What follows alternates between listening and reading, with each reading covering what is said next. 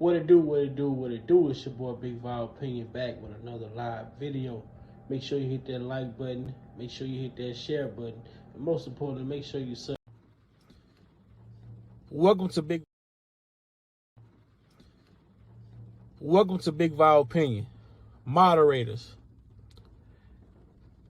with my permission, any negativity in the chat should be hidden from this channel.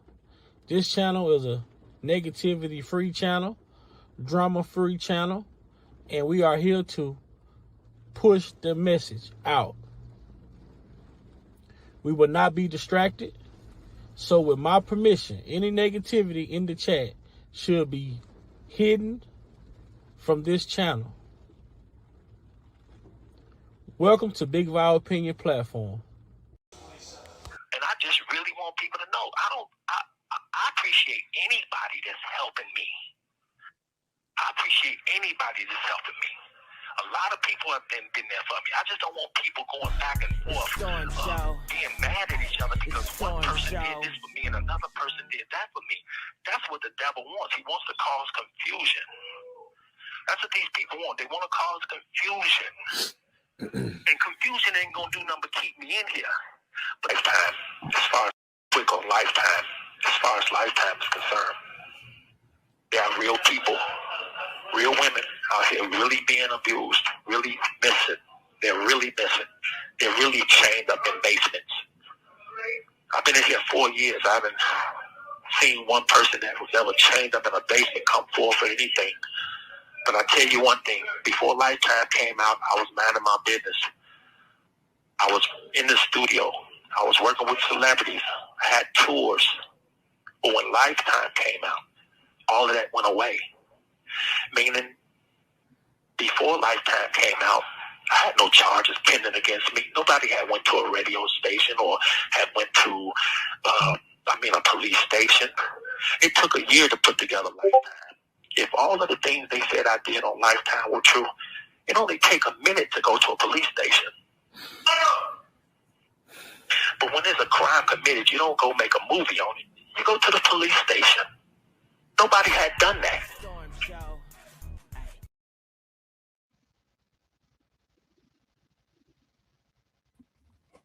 Yo. Welcome to Big Val Opinion, man. And today we back with another live video.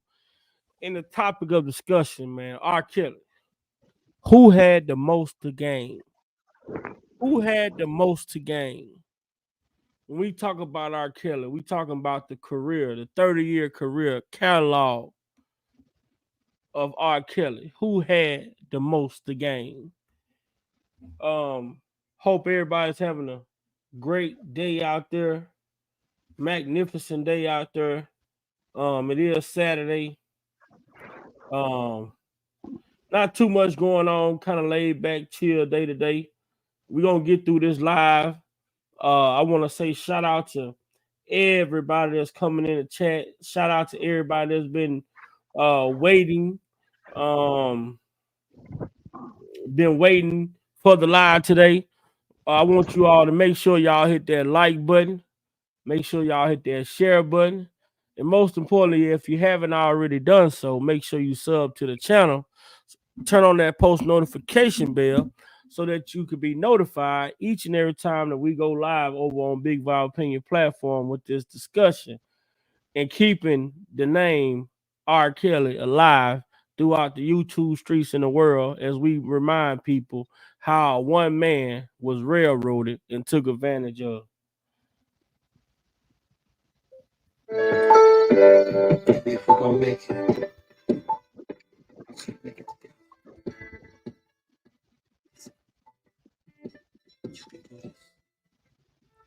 Gone for a minute, no you can't take it. The Lord's walking with me, so I'm gonna make it.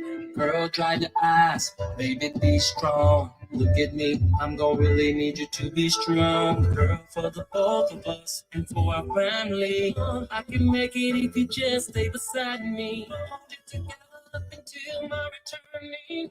Like I can read a scripture for my journey. I know that heaven's gonna make a way for me. So write a kiss on a letter, send it to me. And I'ma think about you every day.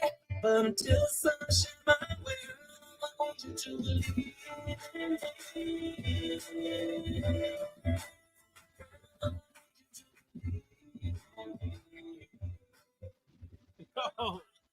Shout out, man. Shout out to Kel for that cut right there, boy. Believe in me. Boy, it sounded like he was talking to Joy on that. Sound like he was talking to Joy on that cut right there. Shout out to Miss Lady D. She played that actually yesterday when I was over on her channel. And that was the first time I had heard that song. And I was like, wow, why is that song so relevant to today? Yeah, You I've know, never heard. this Yeah, I've man never. what this man has going on right now. And that came from the Write Me Back album. You know what I'm saying? Oh, Um, in the Write Me Back album, he wrote that in 2012. And why do it sound so relevant to today? I What's can going answer that. on, I can answer that. Blessing to your nephew. How you feeling, man? man? I'm in here. I'm in here. What's up? And I'm right here. Blessing to everybody in the chat. Please hit that like button. Share the video. Share the live. Subscribe if you haven't already. Blessing to everybody's household, gentlemen and ladies in the chat. Blessing to you. Blessing to you. Yeah. It's just like Pac. I heard Shock G say in the interview. I got it on DVD actually. He said that Pac's foresight was that he didn't just have a plan A, B, or even C. He had an E, F, G, H. You follow what I'm saying? He was always playing to win. He was always playing. If just go put it out like this, but if put it out like that, he was covering all bases. You know what I mean? It, it's rare you see artists with that. You still have them, but it's very rare. As a matter of fact, nephew, and I yield back, it's not even talked about because they don't see the relevance of it. But here it is in the song right there. It's very obvious. You know what I mean? You got to be able to pick up on those sort of things. And when you Mm-hmm. dive into it and you unpack it, you like, wow, the genius of this artist is amazing. And that's why no matter what you do, you cannot go inside that person's DNA or their body or their brain and take out their gifting. You can't do it. You can take everything materialistic from me. You know what I mean? Assassinate my name, my character, all of that. But you cannot take my gifting. That's it. That's it. So it's a very, and for everybody in the chat, put a one in the chat if you all are hearing me loud and hearing me clear. You know, I want to make sure that the sound is quality and that it is loud and that it is clear. Not too loud to where you have to pull your phone back, but as long as it's clear, you know, for you all to understand. And make sure you share this with your aunties and your uncles, the ones who don't know how to work their phone that good. Just put them on Big Vibe Opinion and tell them hit that like button.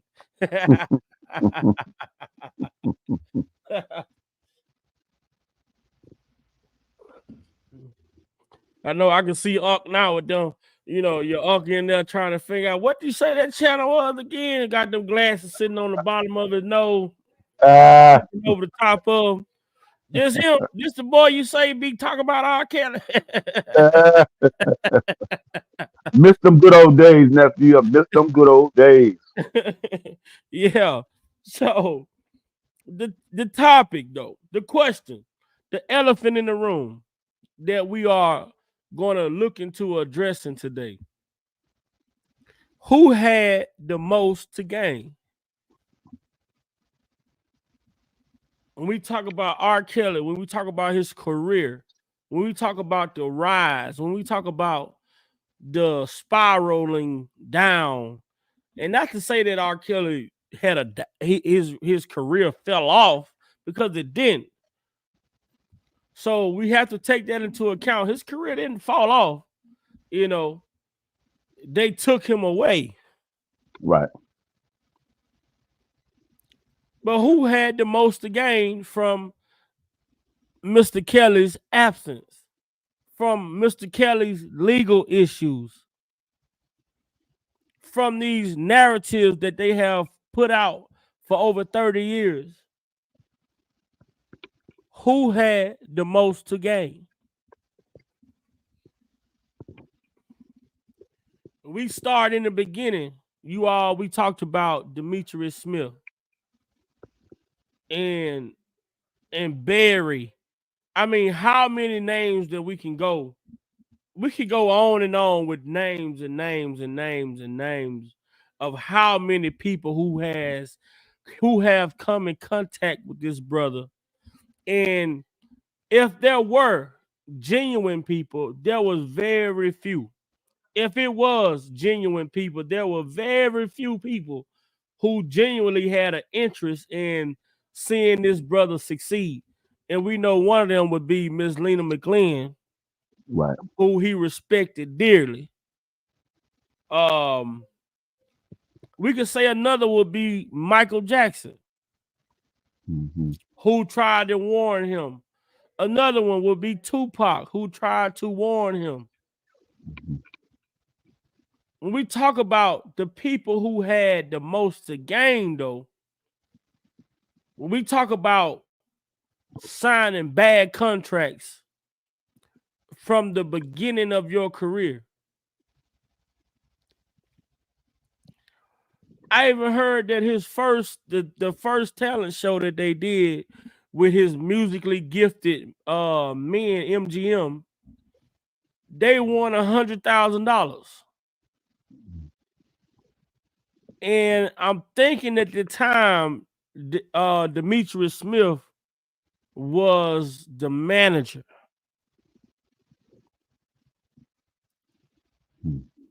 Old chapter But 7. I got a video that I watched, and somebody did a video and they called it The Revolution. Let me see what they named it. They call it The Revolution and Downfall. R.Kelly exposed the revolution and downfall. And we're gonna look at this video because it was quite interesting. And I'm gonna tell you all something. What be interesting to me, right? What be interesting to me is when these people talk about chaos, you know, the simple fact that I have so much information to discredit these theories. This is what makes watching these videos uh so laughable for me. You know, Mm. if I didn't know the things that I know for myself, when Right. I watch some of these videos when they talk about this brother, I would probably be saying, man, he's a monster. How could you do such a thing? I've never heard of such a thing. You know, I probably would be feeling the same way some of these people feel.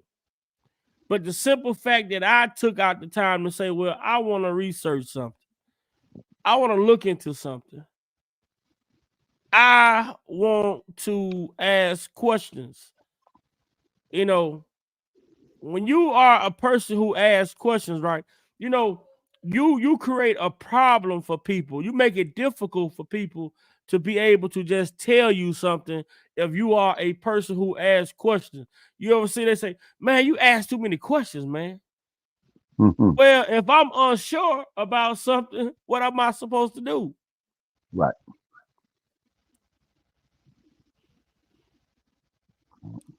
So we got a clip, we got a video, and they named this the Revolution and Downfall of Mr. Kelly.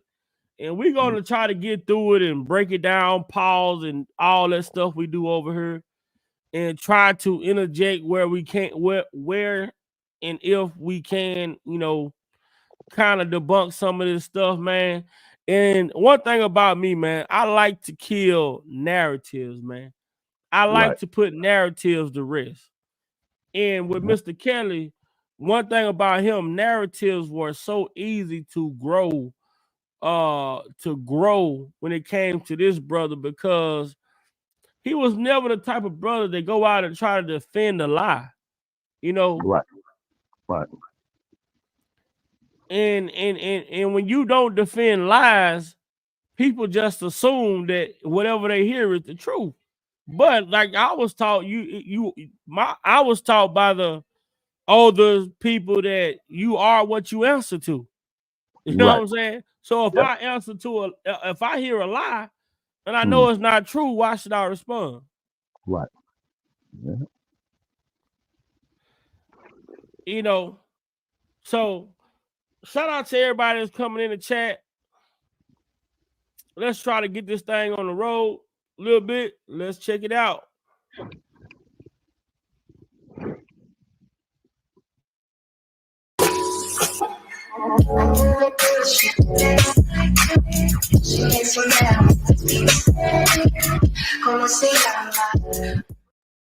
Welcome back to the channel, everyone.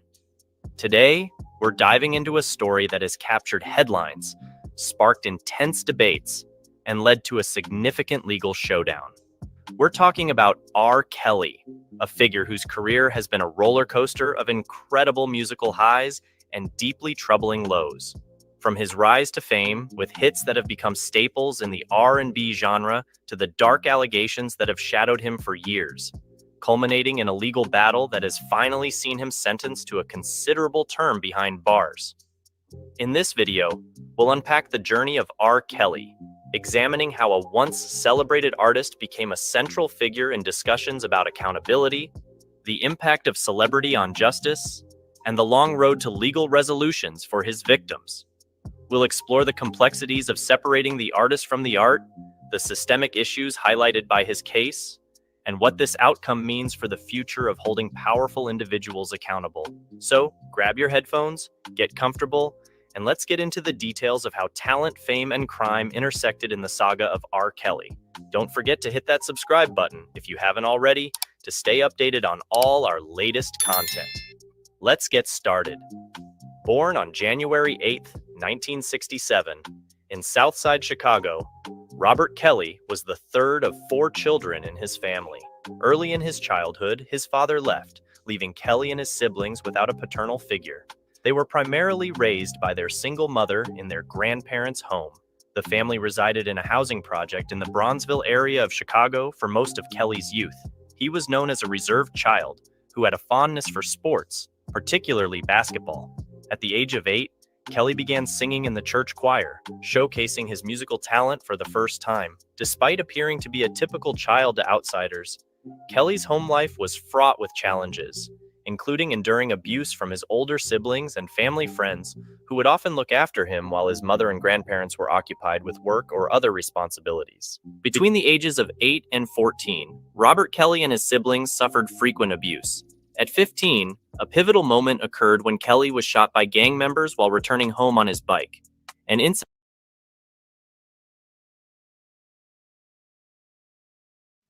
And it's incidents like this that these people don't, how they, when they talk about this brother, they act as if this man hasn't been through some of the most horrendous things a child could go through.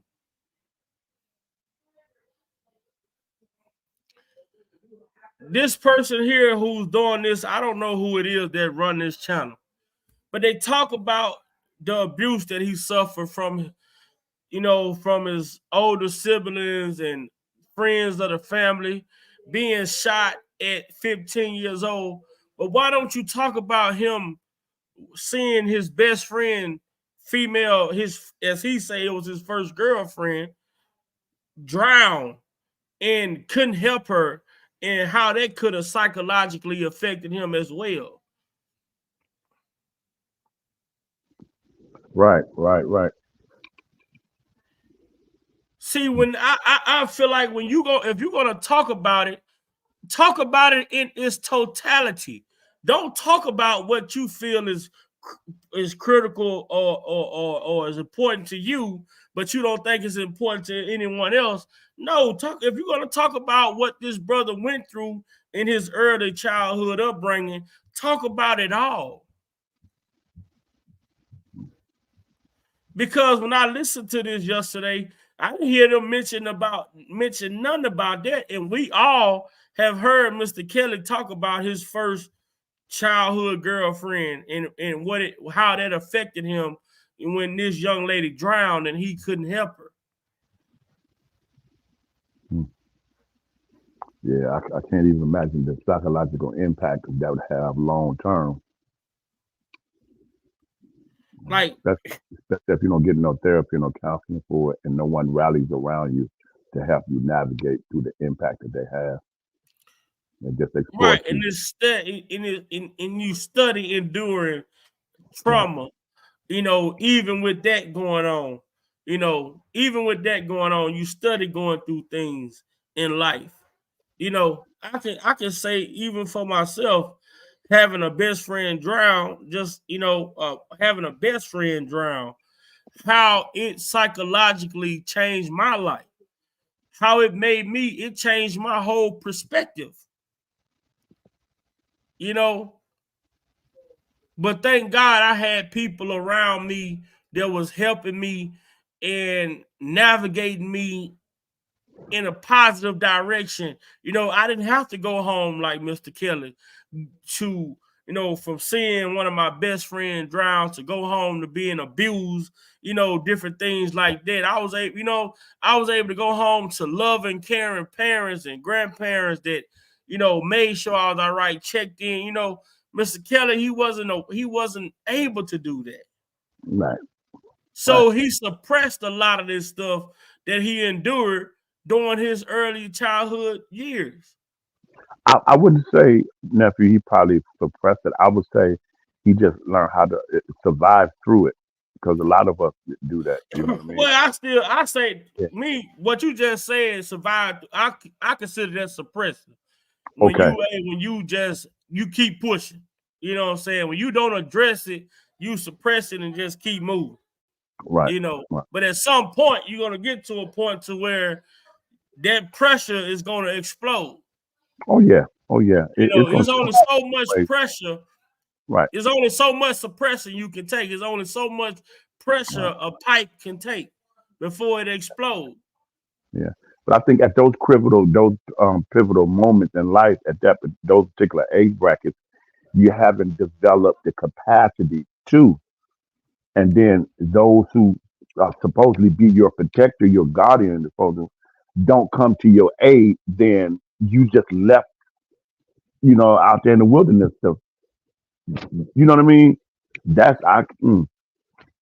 So Oh yeah. music became that therapy. Oh yeah, especially at home is when you go home is where you're supposed to be able to get the help that you don't get from the Right. outside. Right. And if you being mistreated in the outside and you going home to be mistreated on top of that, it's Yeah. just like, damn, you don't have nowhere to go. No matter which way you turn, Right. it seemed like it's the wrong way.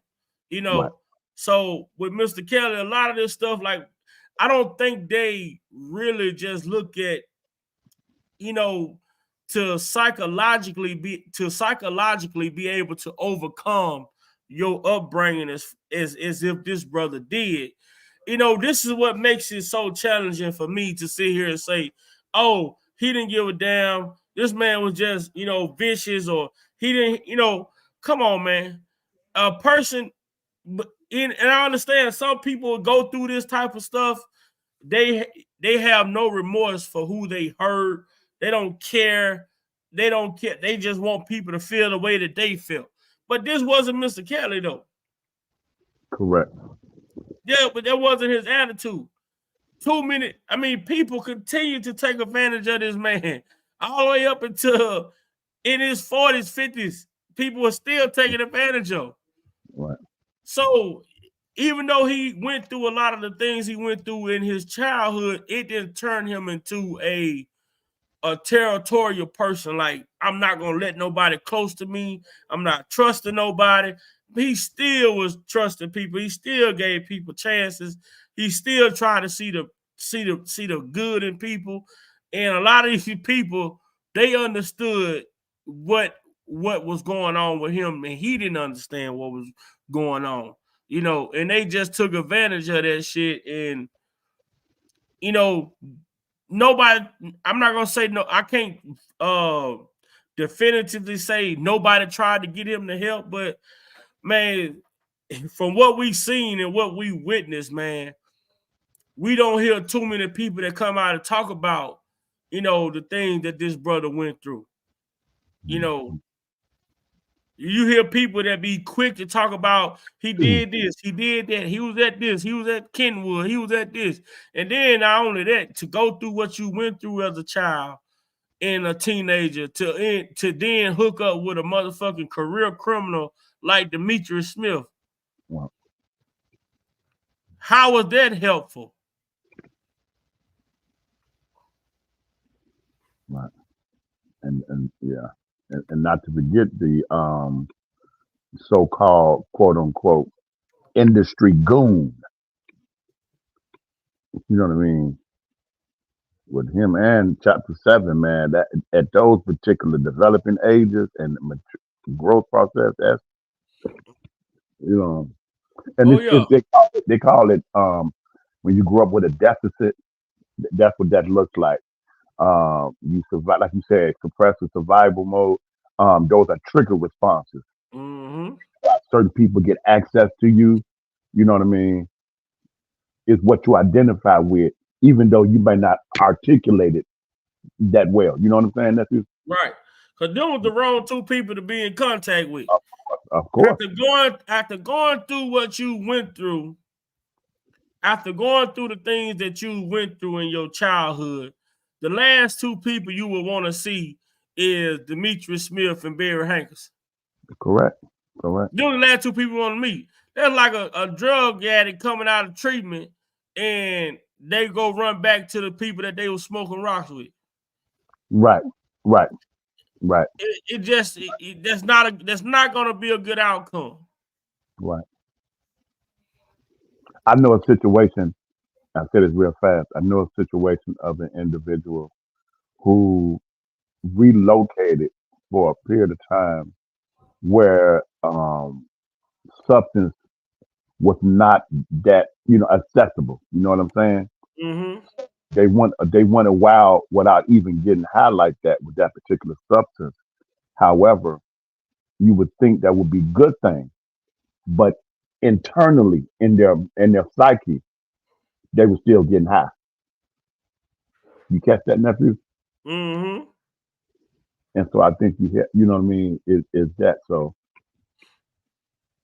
yeah. Yeah. If you're not of it, see, but what do you do when you don't even have the awareness of and be able to articulate what has happened or even to know what happened was not right. You know what I mean? You Mm-hmm. still Or you even the still people when you start to ask yourself, do the people that you associate yourself with, do they even care what you've been through? right, right, You know what I'm saying? So right, if you end up hooking up with people who don't care about what you've been through, only about what you can do, then that's not gonna be a good outcome either. right, right, I would like to surround my people around people like this in my chat, people that come on my panel, people who going, what's up, what's going on, man? What your mental be like, man? Shit, how everybody been? How the kids been? How the family? This, that, and the third. right, I would love to surround myself around people who gonna look out for me and ask me questions like I'm gonna ask them questions, because at the end of the day, that is important to what you have going on. You know what I'm saying? right, So with Mr. Kelly, it's almost like it seemed like he attracted a lot of people with malicious intentions, but he wasn't the type of person to. I guess he just didn't. He didn't deal with, like, when it came to certain people. I guess he kind of gave them the benefit of the doubt. And sometimes that could cost you, in the long run. Because we see when it came to Jim Derogatis, he said, I ain't fucking with you. right, You know what I'm saying? But I guess it was just certain people that he dealt with and certain people that he didn't deal with. A lot of these people that they say he dealt with, I don't believe he actually dealt with these people one-on-one. right, I feel like a lot of people that came around, a lot of people that came in, they was friends of friends. Yeah. That I do agree with. Yeah, I do see that happening. And that's what Pop said himself in an interview. He's saying like, I don't know no people. He said I go to this particular spot or this particular city. This person got to connect to all the hopping clubs. This person got the connection to the good weed. You know what I mean? This one, got the money. And he said, and we just kicking it. You know what I mean? So they crew become this crew, and that crew becomes my crew, and we just all just roaming and kicking it, which is Mm-hmm. very dangerous to move that way because you never, like you said, nephew, and chat family, you never know the intent. I'm keep on referencing that Real Testament first album that Ply put out. Ply said in one of the songs, he said, excuse me, if a person's heart ain't right, ain't no telling what they'll do.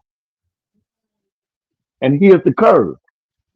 If you don't have the capacity or the mature level or the experience or the awakening to be able to detect that, if you never saw that model explained to you, watched that, heard that, trial and error, seen that around coming up, and then you experience all type of abuse and you don't have that other parent that's in your life as a young boy to show you where your manhood is in and how to navigate in this thing called life as a male child. You get to your adolescent, your teens, and your adult. If you don't have that, that's called a deficit that you lack. You keep growing up. Your growth don't stop, but there's a deficit there. So you keep growing up. Then you got others who has been through the same thing. So they just go around and just take advantage of the abuse because they've been abused. They never sought any help. They never got no therapy. They never got no counseling. No nothing, no help, no anything. And it's just the vicious cycle just so you just it's like a magnet. Without you even looking for danger. It just finds you. You know what I mean? And then don't have a good heart. Don't be a decent person that walks in integrity. Oh man, people that's always on the lick in survival mode. Oh, you a come up. That's what I see when I hear about Brother Kelly in those formative early years. You know what I mean? But I think he got it right. He got it together. He peaked the game. You know what I mean? He put it in the song. As for Robert, here's what I need to do. He didn't say what my staff, what my executive, what my publishing person, my writers, my PR person. No, he said, here's what I need to do.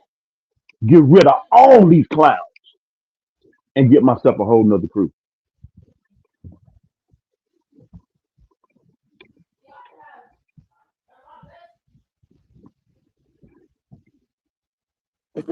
Okay. Let's get a little bit more of this video in and see what these people are saying, man.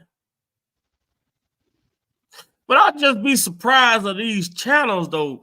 Like, where did these channels come from? I'd be curious of that, but let's get it. Right, right. Parents were occupied with work or other responsibilities. Between the ages of 8 and 14, Robert Kelly and his siblings suffered frequent abuse. At 15, a pivotal moment occurred when Kelly was shot by gang members while returning home on his bike, an incident he later said transformed his life. That year, he was inspired by a teacher to perform a Stevie Wonder song at a school talent show.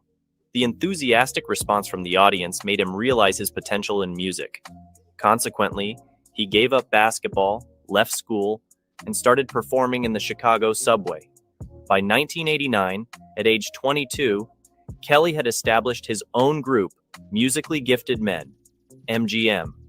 Their moment of fame came when they won the television competition show Big Break, securing $100,000 in prize money. MGM saw some success as a group until they split in 1991. Just a year later, Kelly launched his solo career with an album that featured hits like Honey Love and Slow Dance. He quickly became known for producing albums filled with romantic ballads.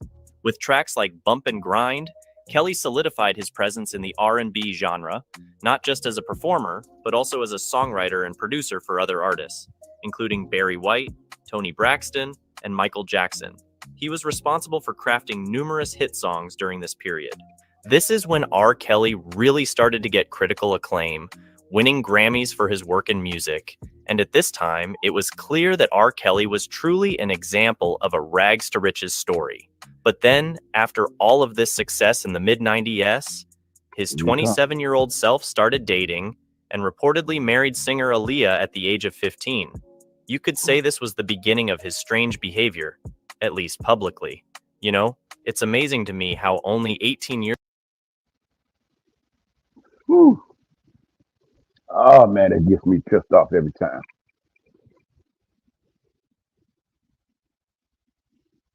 No receipts, no facts, or nothing. You just talking from your opinion and what someone told you or what you heard. That's it. And I know that's to be so. I know you ain't fact check nothing. I know it. But But they just even when we hear the pastor talking about, like J Rock said, she wasn't even wearing her hair over her face like that back around the time that she was, that she was working with Kills. And for this pastor to say, well, then she came in there, her hair was halfway over her face, and he couldn't, he couldn't recognize her or whatever the situation may be. It's like little shit like that. Because when we look at all of every time we saw her on a picture with Kels, she never had hair over her face. right. You know what I'm saying? But these are just narrative that these people just run with, you know. Right. Started dating and reportedly married singer Aaliyah at the age of 15. You could Report say this was the beginning of his strange behavior, at least publicly. You know, it's amazing to me how only 18 years ago people were so much more cool about this type of stuff. I mean, just look at Karl Malone, who was a horrible person. Nowadays, the public would rightly label you as a creep. I mean, Aaliyah's debut album was even called AJ Nothing But a Number, where R. And that's a type. She named her album. Right. You see that? No She, research, nephew. He said reportedly. See, when you say reportedly, that means that's something, that's a narrative that you heard and you ran with it. But you didn't fact check it or anything before you put this out. That's dangerous journalism and reporting. But yet we are tolerate that, and that's allowed in this country. You know what I mean? You can even mess with a former president. Or I mean, that's crazy. It's yeah, dangerous. We just sit back and just let it happen. Nobody does nothing. Just let it happen until they come knocking on at their door, nephew, that's it. or someone in their family unfortunately become deleted. Then all of a sudden, now we got a march, we got a rally. Now we want answer. Now we hollering. Now we looting. We doing all this foolery stuff because you're not connected to your counterparts as a human family. When somebody, I don't care if they stay in a whole 54 states away from you, if their neighborhood gets struck in their household, someone unjustly get, you know what I mean, killed or shot down, taken advantage of or hurt, you know what I mean, that person ain't walking in no kind of way in their life doing nobody harm, and that unfortunately come to their demise, then you should be upset about that and want answers. But they have gotten us so disconnected with one another. That's how they're able to, behind closed doors, pass these laws that control your whole lifespan, your destiny. Nobody But sees connected.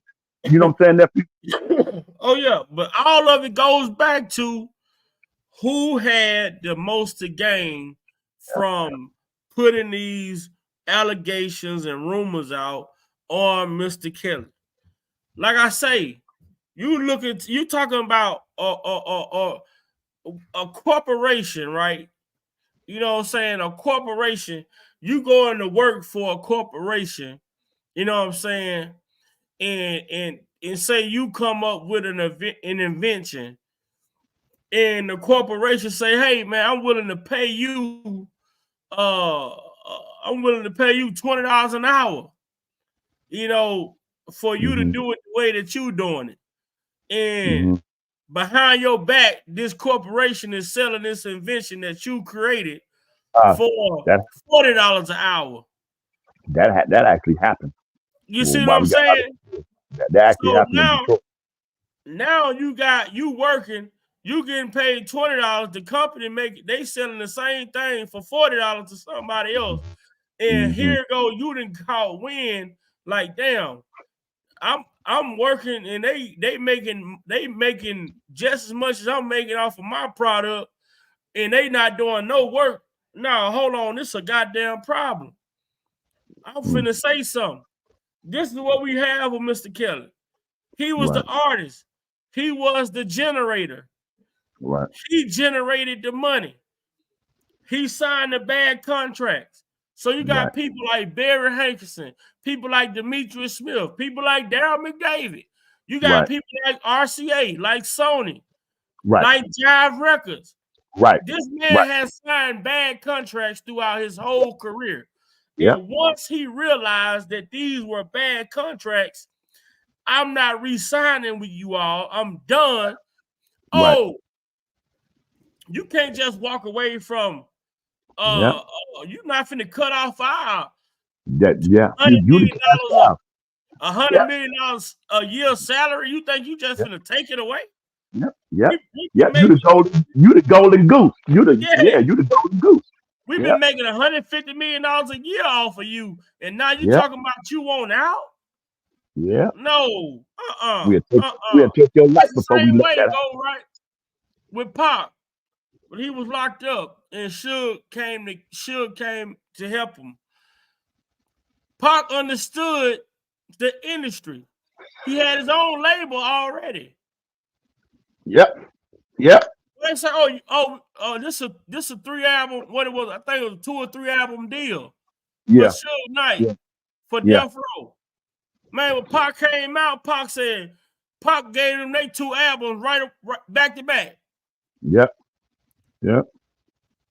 Pac had gave them their albums and made the money back that they fronted him so fast, they owed it Pac money. Right. Yes, they did. Yeah. Yes, they did. And see, Suge Knight, they didn't want Pac to go out and do his own thing because of the type of money that Tupac was generating. So you take that same concept and we look at R. Kelly. Look at the type of money R. Kelly has generated to these record labels. This man has sold over 75 million records sold. Worldwide, yeah. Now you do 75, if you do 75 million records worldwide at $10, this is on the low side, at $10 a record, that's $750 million. Yeah. Now you do that same 75 million records at $20. Right. A record. Man, that's over $1 billion. Yeah. And this man go to the bank for the first time and he only have $300K?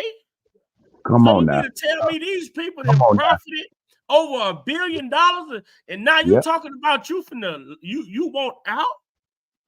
Yeah. Oh no. Now you talking about where my money went? Now you talking about where am I broke? Yeah. What happened to my finances? Oh, we can't have you. We can't let you go to digging. Yeah. When they showed this man bank account during the trial, when they showed how many entities was connected to this man's bank account, just imagine how you would feel going to the bank for the first time in your 30-year career, and you know you didn't put in the work. And you ain't got but $300,000 in this bank when you know you done sold over 75 million records. Right. At the least, you should have 750 million in there.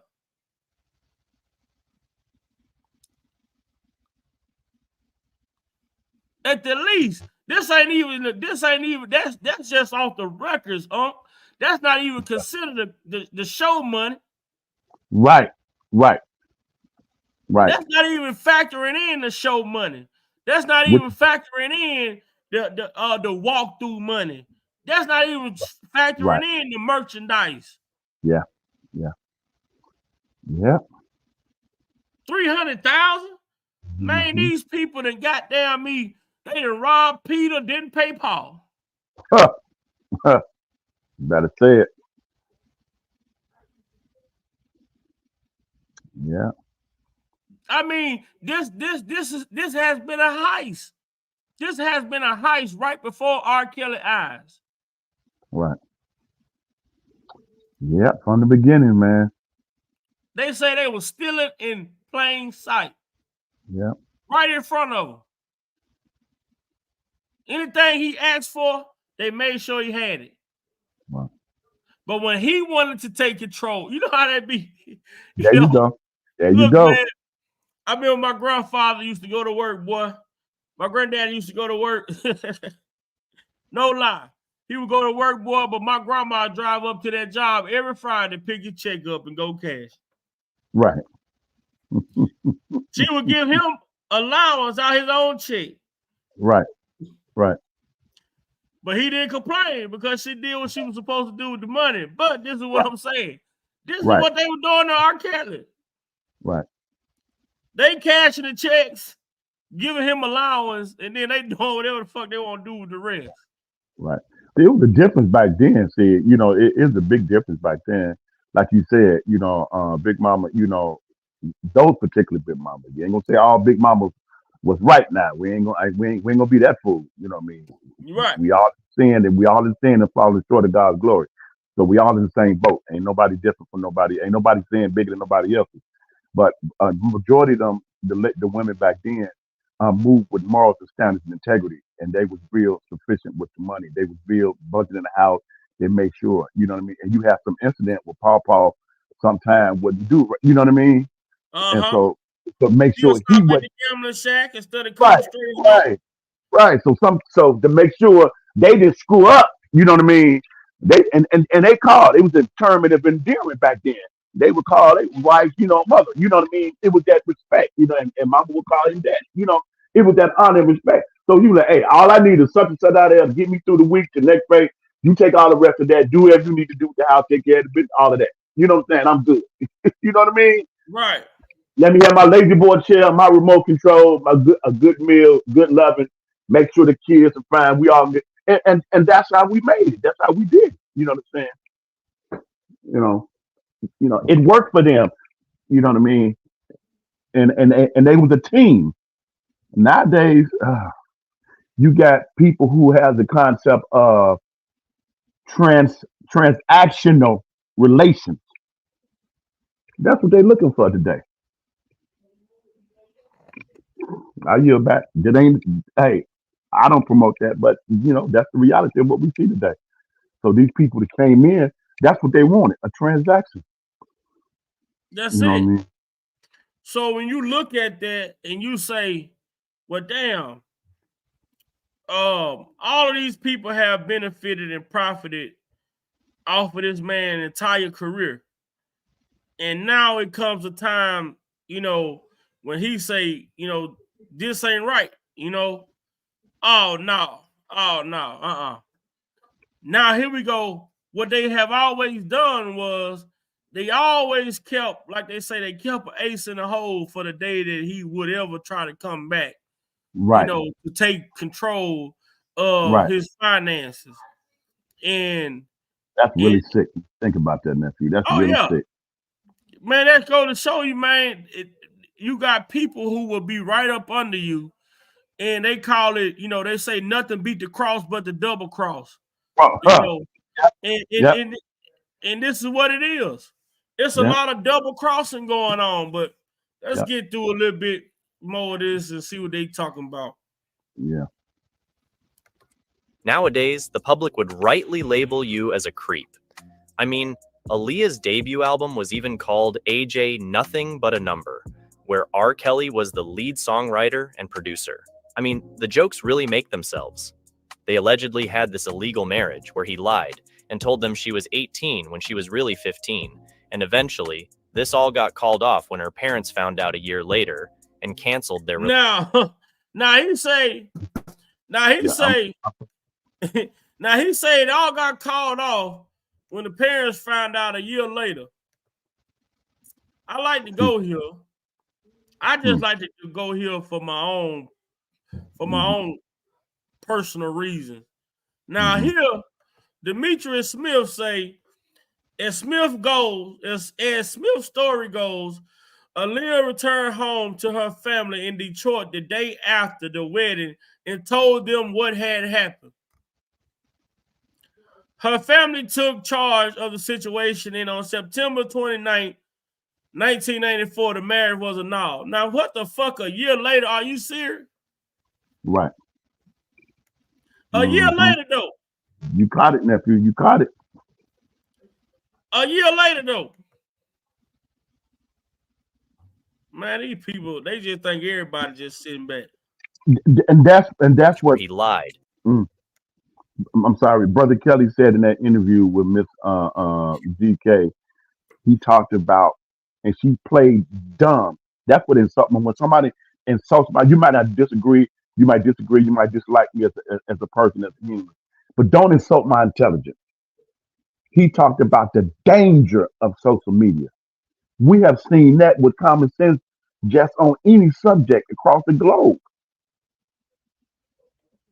If you're not careful, people can just, like this man is talking. He just talking. He ain't pull up no receipts, no facts, no nothing. It's all word of mouth, what he heard, and what he deems is truth. But that don't make it facts though. You know what I mean? The court of opinion is not the law. And that's what these people do. That's how dangerous social media is. Because you can just get a microphone and get your butt on YouTube and build a platform and say some foolery and people just run with it and your life can be gone. That's how dangerous this is. This is not a game. They gave this man 51 years and took him away from his children with no evidence right in your face and changed and finessed and manipulated the law to their narrative because he wants what's rightfully his that he got out of the sweat, out of the mud, blood, sweat, and tears. Are y'all for real? And because someone who's in their proximity dealt with something who actually happened, or they themselves, something happened to you, and the heart goes out to that, may you get help and God's covering over you to navigate through that pain. But to stay in that and not want to get help and keep getting attention to that and get struck in your triggers when you hear something, you allow them to manipulate you. People go crazy like that. I yield back, nephew. I don't know who this person is. Hey, what's going on, y'all? How y'all feeling today? What's up with it, man? Oh man, you know me, I'm still burning the candle at both ends, man. I'm actually at my second job. You know, I got 4 of them. so you know, I'm actually, you know, I do home health aid work. So I'm over here with Mr. Robert Killian. And, you know, nice guy, 80-year-old man, you know, need a little assistance. So I'm taking care of business with him, and he a real good dude. You know, real solid, real good cat. So, you know, hey, you know, I do my humanitarian efforts and shit too. So, you know, hey, but man, I'm telling you, this Aaliyah situation, man, I'm just, you know, in revisiting this thing, and I believe, you know, well, we did that on one of my lives, maybe about a week and some change ago, in debunking, you know, this marriage license situation, you know, the parents, the fact that Barry Hankerson worked with this man, you know, to the halfway point of his career, pretty much. You know, well, no, actually, not. You know, he worked with him until TP2.com, and you know, pretty much, I feel like that it was a 2-tiered scheme, and I'm gonna explain that to you. Basically, when Aaliyah came out with "Age Ain't Nothing But a Number," you can go back and you can look at it. The executive producer was R.kelly, not R.kelly and Barry Hankerson. Barry Hankerson wanted executive producer credit. Now, how can you go about getting that if Jive Records is telling you no? We watched this man produce this shit. We know what he did. You ain't getting no money off this. What you're going to do is you're going to set up your record label and move her around. Therefore, you can be the executive producer and get all the money, and you can steal your writer's credits from Timbaland and Missy and all of them. Mm-hmm. You feel me? So it was literally that, you know, it was that. And just also, it was a publicity stunt initially, that went wrong. But people can always figure out a way how to use something, and that's pretty much what happened. They had an aha moment after things didn't go their way, and they realized, hey, Barry realized he wasn't gonna be able to get no money off of none of it. So that's where we are with that, because see what was gonna happen. Barry actually wanted to pull R.Kelly from Jive. He wanted Kells on the Black Ground label. You better believe it. But that wasn't gonna happen. But R.Kelly wasn't gonna let it. Blackground was supposed to be Blackground R. Records was Kelly's. supposed to be R. Kelly's label to begin with. Absolutely. So you see the overplays for the underlays on that. They overplayed the Aaliyah situation, and the underlay was to get her away from him to retain the profit. Aaliyah wasn't nothing but a cash cow for Barry Hankerson, and he didn't mind destroying her reputation in order to get it. And we saw that when she died, he cashed in $90 million on her death, and didn't even look to give her parents a dime. Right. It's an interesting. Shit, R. Kelly went shit. If you would take over your own, if you would fuck over your own sister, who the hell is R. Kelly? Nobody, and I mean nobody. Nobody. And the thing about it is, like, why is it that it took them so much time to get outraged about the fact that this man allegedly married their kid? It took too much time for them to get upset.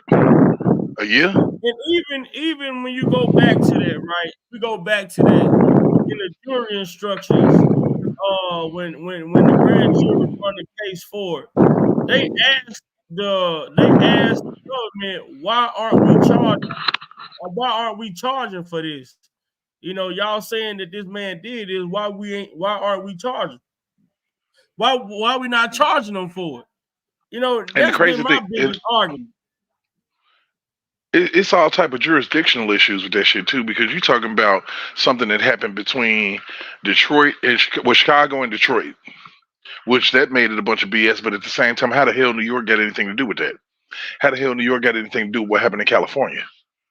Right, but see, they brought it in Chicago. Right here is when, in Chicago, they brought the Aaliyah shit to Chicago.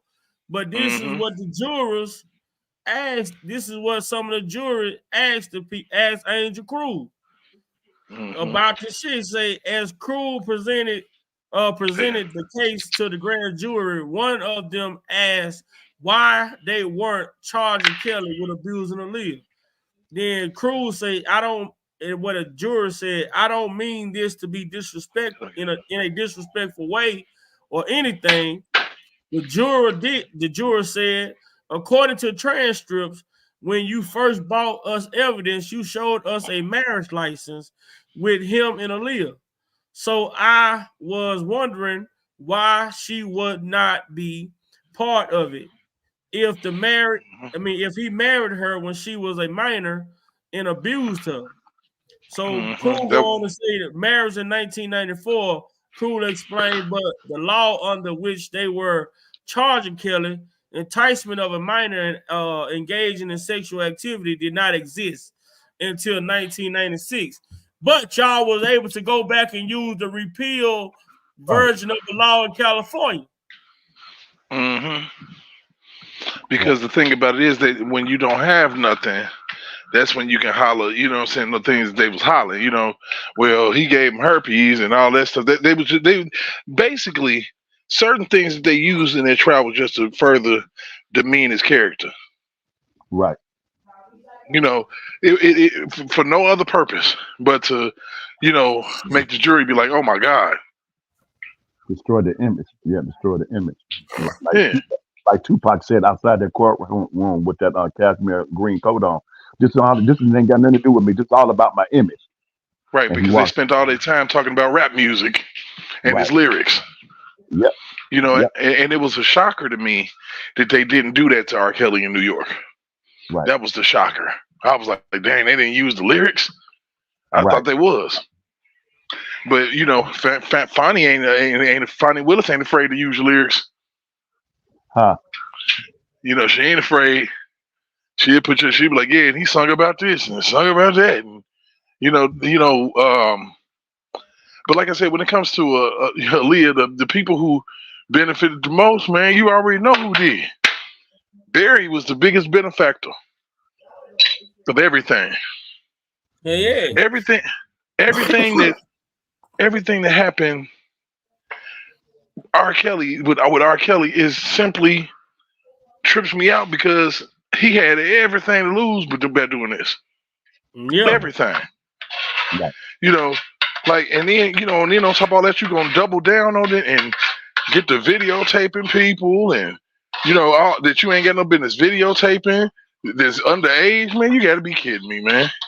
Well, they try to make us. They would want the world to think that this man just didn't give who. They would want the world to think that this man was above the law or some shit. Like he felt like he couldn't be. He felt like he was untouchable, and that's why I was so critical in the Gayle King interview when he said, "Why would me, R.kelly, with all the things that I've been through in my way past." And keep in mind, he didn't say all the things I've done. Right. He said what he been through. Right. That's what he been through. Why would I want to hold somebody hostage? Why would I want to take a motherfucker in underage and record them and film them? Like, come on, man. This man know that these people was watching him from 2008. They was on him heavily. Right. So much so they sent people to infiltrate his camp, man. Right. Yeah. Just like they did any powerful movement in the black community that we ever had. They always send people in that looks like us to go in there. They criminals like Demetrius Smith, criminals like Bubba, criminals like some of these other people that he was close to. Black Panther Party, man. Black Panther Party did the same thing. Same thing. Exactly. Even Newton. Yep. They did the same thing with Malcolm, man. I'm sitting here looking at the thing the other day. They trying to reopen the death of Malcolm X, and the FBI in New York saying that they can't give up the evidence because Malcolm might still be alive. What type of shit is that, man? Wow. Are you for real? That's some sick shit. Wow.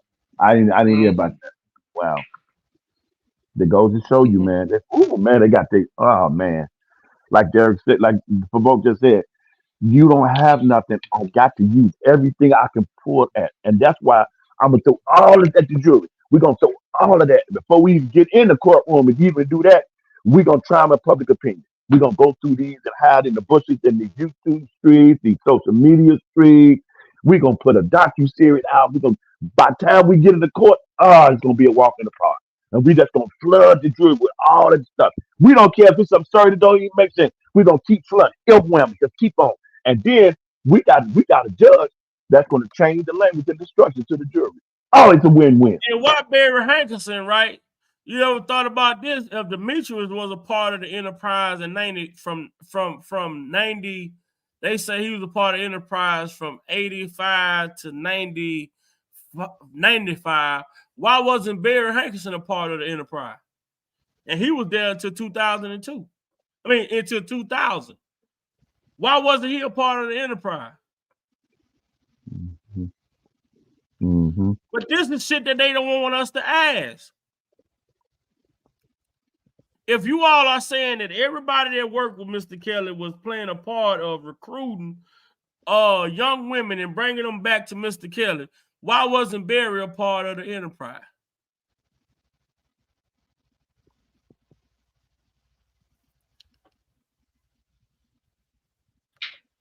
They want us to believe that Cheryl Mack, Lizette Martinez, Lizette and Alizette, Diana Copeland, Anthony Navarro, Nicholas somebody, and Demetrius Smith is an enterprise. The feds knew good and damn well them people was stealing from R.Kelly. They knew good and damn well that these people was career criminals when they approached them. Main reason is so that it would be easy to go ahead and get them to flip, because shit, don't nobody want to go to jail. No, especially and if you can get it, and that's pretty much a get out of jail free card. You tell on Kales, you ain't got to go to jail. Damn, that shit rhyme. That's fucked up. Huh. you tell on Kales, you ain't got to go to jail. And it makes me wonder, Provoke, that these folks, I think you said it early on, if you can recall, I don't know who he upset. Not that he pissed. I don't know who he pissed. It's some Well, people. he pissed off them people we just talked about when we say this man has sold over 75 million records worldwide. You do the math. If I only got 300,000, shut up, Siri. If I sold 75 million records at $10 a record, man, that's $750 million. Mm-hmm. If I ain't got but 300,000, if I ain't got but 300,000 of that, what the fuck the other 740 some million in winning? You know what? And like I said, man, hey, the play is this, man. When they want you now, this is what they're gonna do. They're gonna indict you in multiple states. Mm-hmm. And double pot there for vote. Gotta be quicker than all 50 states. Yeah, man, look. But most important is this: if there's nothing to learn from what we're seeing right now today as an artist, you have to come out as a solo artist and remain solo. Because if you got 2 or more people around you everywhere you go, you can be cooked down because they're gonna put the sneeze on those people that's around you. Mm-hmm. You know the amazing thing is, on the people. I'm gonna tell y'all what I watched yesterday. I watched the Innocence Project. Yeah. They go around and exonerating people. They had over 1,300 people they have exonerated, and that wasn't even included. That was the 1,300 people that was in attendance. Okay. They had the display going on the TV on the monitor of recent people they have got exonerated from jail. When they say the biggest thing, the biggest issue that they find in a lot of these people cases is that the people that they are getting to testify against the defendants, these people are criminals themselves. Right. Right. I mean, and then they bust them down with immunity deals, so they can say whatever it is that they want to say. What? You put a person up, you put a pretrial detainee in a room with a convicted criminal, and all they're gonna do is get this convicted criminal, tell him we're gonna reduce your sentence, but we need you to come testify against your seller and say that he confessed X, Y, and Z to you. Right. Mm-hmm. That's what they try to do to R.Kelly. Right. They put him in a cell with people when he shouldn't even been in a cell with nobody. They'll use the cellmate to say, well, he confessed to me that he did do this and this and that. Yeah, so they're gonna use that testimony as evidence. Yep. But they had misplaced his trust so bad he wasn't talking to nobody. Right. They overplayed their hand. There you go. And like I said, look, we talked about this formula, man. And when it came to R.Kelly, they literally depleted the man's funds and ability to make money. Started snatching property and rental shit left and right, taking studio away from him, can't record no more like he want to, at least at the studio. And by due process. Then you indict this man not in 1, not in 2, but in 3 separate districts across the country. Okay, does that sound familiar? Huh, huh, huh, brother. Huh. Yeah. Do that sound familiar? And all the while, you running a smear campaign through the media. Yeah. Shelly Yeah. Scott, this is something that we questioned that yesterday as well, Miss Shelly Scott, because we said yesterday, was it yesterday or day before yesterday, when we Mm. talked about the minister who Day officiated the before. wedding the Day day before before. yesterday, when he Yeah. said that he didn't know who R. Kelly was, he didn't know who Aaliyah was.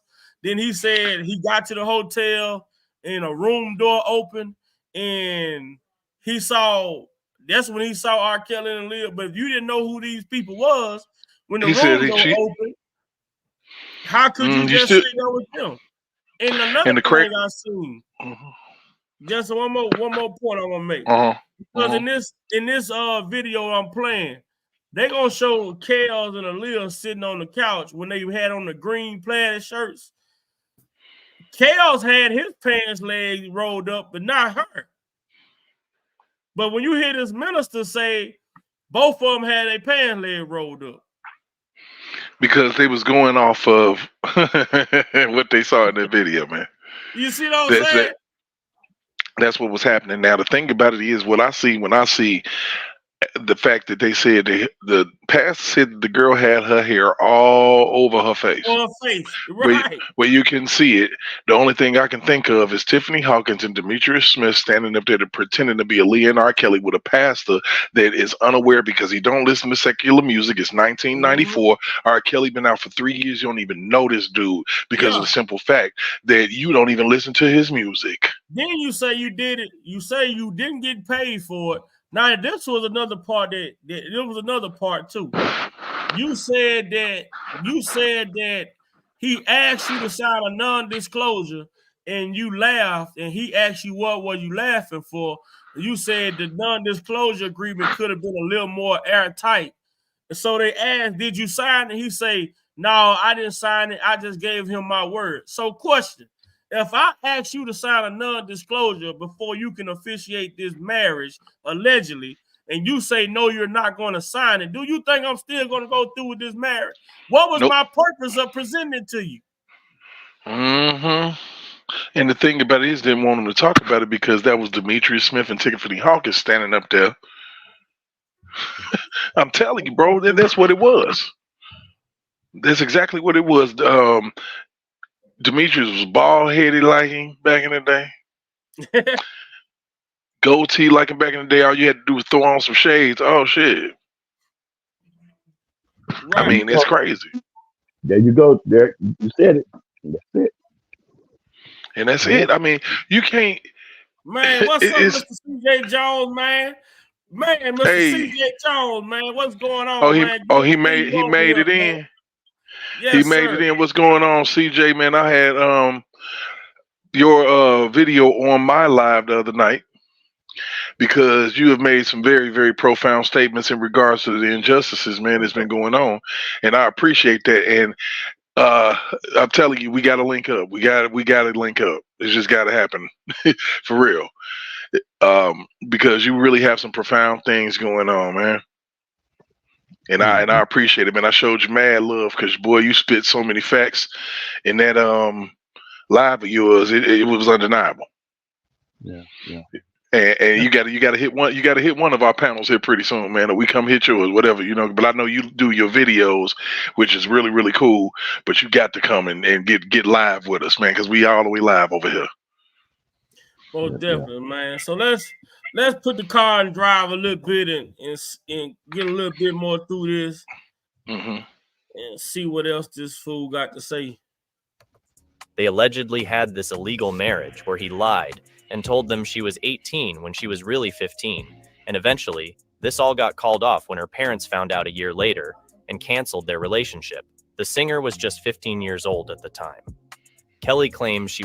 Now look at this. Now y'all see this certificate? Hey, bro, that's a lie. That's a lie. That's a lie. That sounds stupid. When they found out a year later. But how But can you you? just said How can they say? You know we the got to Vibe, prove Barry. the Vibe magazine came out less than a month later after the marriage, man. Man, this is Demetrius words himself on the stream. Demetrius said that they got married on August the 31st, 1994. Smith said Aaliyah returned home to her family in Detroit the day after the wedding and told them what had happened. Her family took charge of the situation, and on September What was 29th, that? What was that date? August 30. August what? August 31st, 1994. What And was the on date that what was the date that Aaliyah died? It was in August. I'm not sure. I'm not sure exactly. I'm about to look it up. But I We know got to. I know the annulment took place allegedly on September the 29th, 1994. So this guy, whoever put this video together that we're watching, it's just a bunch of speculation. And then another thing though, we also have to look at Demetrius say that the reason for the marriage was because of the pregnancy. For Aaliyah to have an abortion. So, like we always say, you got to ask yourself questions. Why, if I'm gonna go through the hoops and loops of getting a fake ID to say that you're 18, which we understand that the pastor and Demetrius testified that the welfare ID did not show her age, but they tell us that he married her so that she could have an abortion. Why would I marry you if I got you a fake ID when you could just take the fake ID and go have an abortion? I mean, you Right. go commit a crime to cover up a crime. We're going to Right. continue to say that.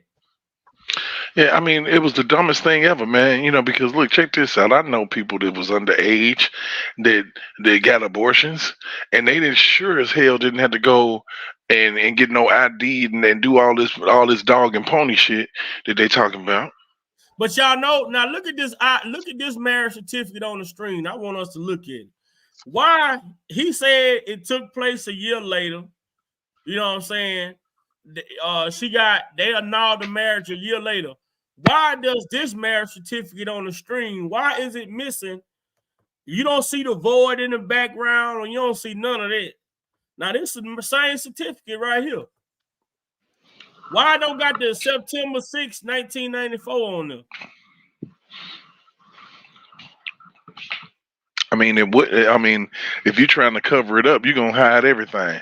And like I said, the only thing that makes, only thing that trips me out, who in the heck signs a marriage certificate? Like, Well, they just look signed at the it in bottom. print. They signed it in They, print. they signed it Okay, in print. It's supposed to okay, be a and signature here. It's supposed to be a signature there. All of his handwriting is consistent as the same handwriting.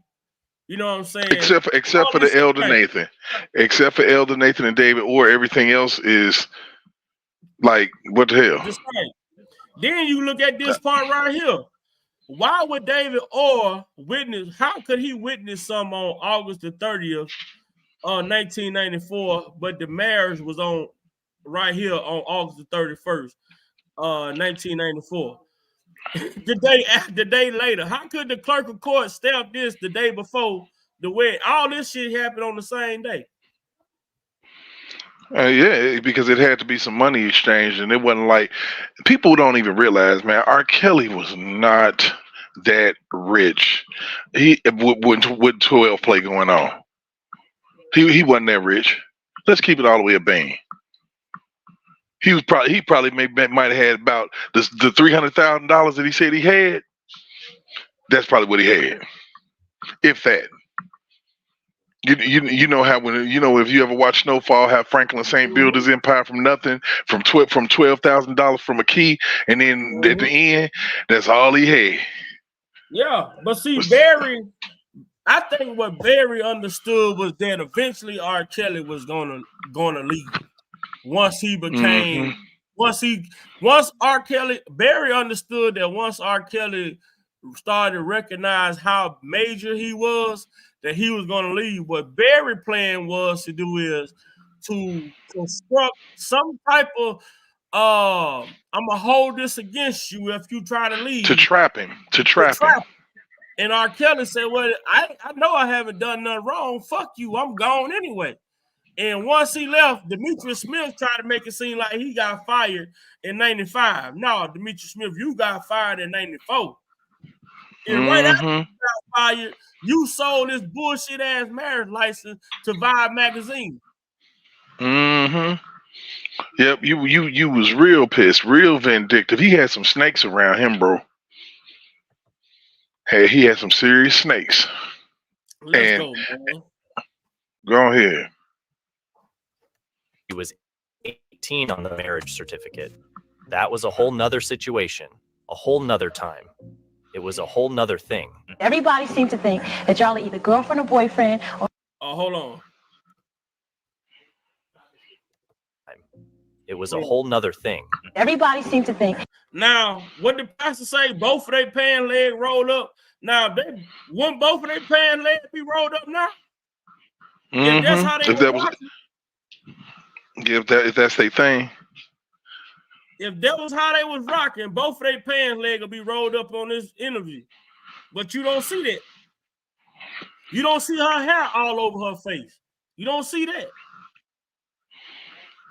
They found it inappropriate also that she said that he was her best friend. They found that inappropriate. And the thing was, what the thing why their relationship was so, what's up, K baby?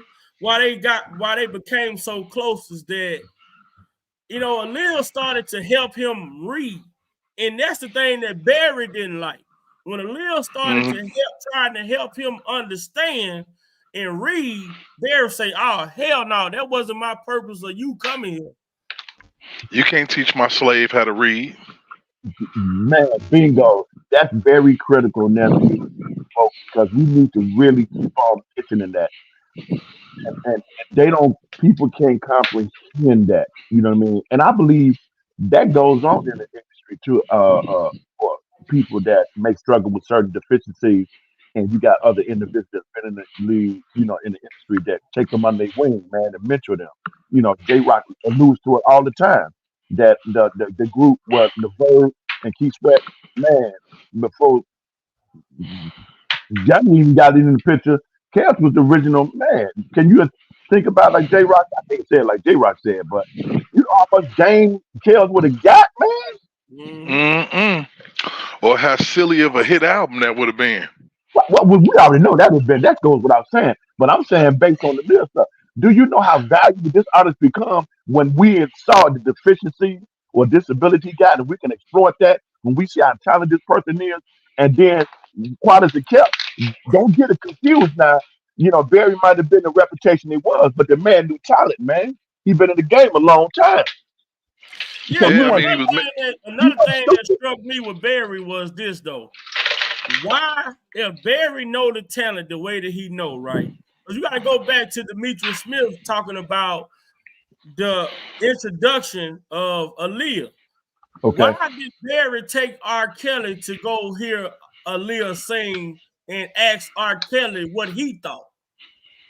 Right. If Barry is the talent scout, why do R. Kelly have to tell him if his niece can sing or not? She was already singing background for Gladys Knight and other people. But you got to understand, nephew, and I think before can step in on this, that is so, and I agree with you 1,000%. But that was part of the scheme. But I think it was, yeah, I got that, but I think that, well, yeah. It's just I don't think that was the initial goal, but I think there's certain factors like the Age Ain't Nothing But a Number album and Barry Hankerson's not getting the producer credit that he wanted. But was a factor. But Barry Hankerson was the one who checked off on everything. Yeah, I mean, but once Jive signed, right? You know, once Jive signed signed her and everything, it was just a different. It was weird, man. I mean, them times it weird. was fucked up for Barry. And see, we gotta understand what Barry now, and we gotta go to Barry is a big red off of 5 Heartbeats. Yes, sir. That's always been him. He fucked over Gladys Knight. He fucked over Tony Braxton. Everybody he ever dealt with, he fucked these people over, burning up their cars, all type of stalking and shit. So with R. Kelly, this man had a plan for chaos from the beginning. Once he knew what R. Kelly was, he already put the plan in place. So if R. Kelly ever tried to leave, he was gonna do this shit. You He hit the knew that meat R. Kelly, he was a Jeremy 3-tool Davis. talent. 3-tool talent. You can't find nobody like that. What up, You little know, man? he literally found Prince in R&B form, in full-fledged R&B form. And Like a person that could jump in the studio and produce their own shit play every instrument. and write down. He found Prince in Chicago. Like, damn, like for real, and he masculine. And he got talent. And every song he's singing got me bopping my head. I can't let this dude go nowhere. Especially when you come out the gates going 4 times platinum out the gate. And what Demetrius say? Not Demetrius. What did Darryl McDavid say Barry told him when R. Kelly fired Barry? He was gonna get him. He was gonna make sure. He was gonna make sure that he bring R. Kelly down. He knew he had already did the groundwork. He just had to put the shit out. Yeah, he used crackhead Demetrius Smith to facilitate. Yeah, for real. Like I said, and it's the whole Susan Loggins play is everything. I was telling people about that yesterday too, man. Go look up that shit. This woman fucking for 20. She sued one man for 25 years. That's how her law firm survived. It's deep. Y'all gonna make me pull a late night live. I get off at 11. I did one last night. You're gonna make me do it again. Fooling around with you, Big Vi. Let's go, man. Fooling around, Big Vi. Either girlfriend or boyfriend or cousins or let's just get the record straight. Man, don't give me a white Jeep. Well, no, we're not related at all. No, we're not. We're just very close. He's my best friend. Man, cool. Now, who found him in the whole wide world? For the record, you are how old? That's a secret. Women doesn't disclose. Oh, see. Keeping it under wraps. That was a whole nother situation, a whole nother time. It was a whole nother thing. Despite all of this, the general public still loved R. Kelly, and everyone thought it was all good in the hood because he was still dropping hits. He was dropping straight bangers for years and years and years.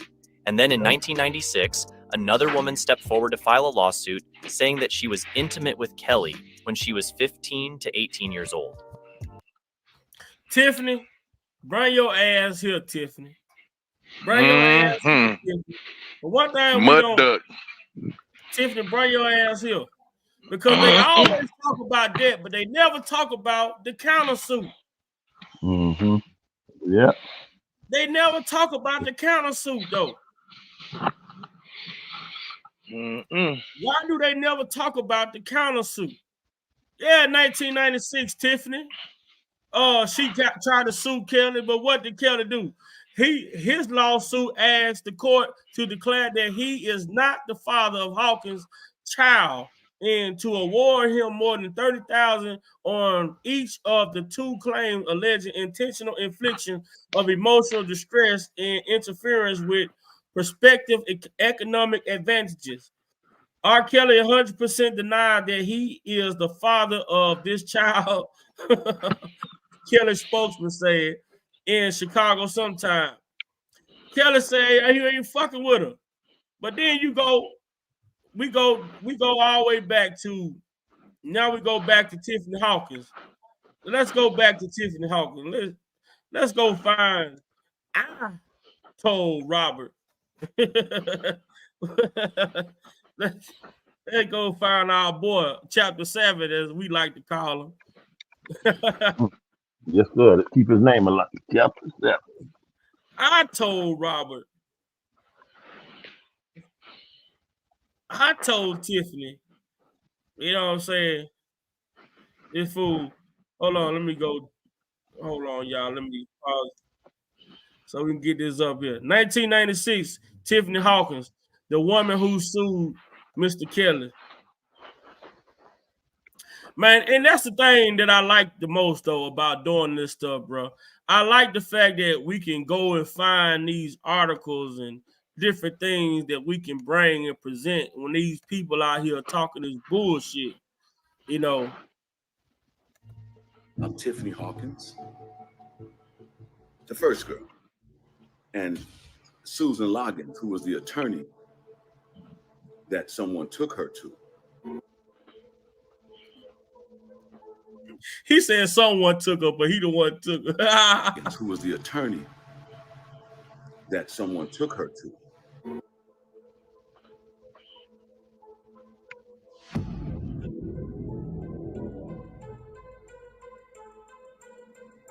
I, back then, said, hey, Tiffany, this is what you need to do. Robert, this is what I did. I told her to do this. Said, hey, Tiffany, this is what you need to do. Ain't no way, man. Robert, this is what I did. I told her to do this. Said, hey, Tiffany, this is what you need to do. Robert, this is what I told her to do. So why would you tell a woman to go and sue R. Kelly that you was sleeping with? Why would he tell you a ain't woman? had no money. Hey, here you go. Hey, you drink. Why would he tell a woman? Why would he gonna tell? Now I'm gonna go and sleep with this girl and tell her I'm gonna need you to go sue my Uncle Muse because he got the job with the 401k. Right, he about to retire. Shit, you can get it in. You can get it in on him. Hey, then I'm gonna call you. Hey, you know that girl I met phone. at Sharks that day? Yeah, I told her to sue you. Yeah, man, that's crazy. Ain't the father of that ugly lady, ugly baby. Man, let's finish listening to this before we go back to the other video, man. This is why we have questions. Listen at the shit that he finna say from this point on. This is what you need to do. Robert, this is what I did. I told her to do this. He gives us way too much credit. That fool need to be in jail. Told her to do this. All of them got money. Susan. Now, this is what he got mad about. Now, watch this. This is, like Love Unconditional said in the chat. Now, he finna tell y'all why he got mad. Now, listen to why he got mad. Yeah. All of them got money. Susan. A slicker got out slick. And then what does she do? She'll go out and get other people, recruit people to prosecute Robert for deals. See? It's all about getting told her to do this. All of them got money. Susan Loggins. And then what does she do? She'll go out and get other people, recruit people to prosecute Robert for deals. See? It's all about getting money. She go out and recruit people. She start going out and recruiting people. Nephew, I don't want y'all to miss this. I don't want you to miss that. That is one of the most truest statements I've ever heard him spoke of all the foolery he said. What's up, you gotta look at his whole speech, his tone, everything, his demeanor, everything. He's telling the truth right there. He was, I think, number one, he was pissed off that he got out slick because he's supposed to be the doggone slick. He's supposed to be the middleman. You know what I mean? You know what I'm saying? What I'm saying? He got cut out the game. Right. You know what I'm saying? So I'm the one who's the one that does the lick. I'm the one who I'm the one about that life. And then I get out slick, and then y'all gonna try to cut me out. Oh, man, I'm telling on everybody. You'll be playing basketball at Pelican Bay.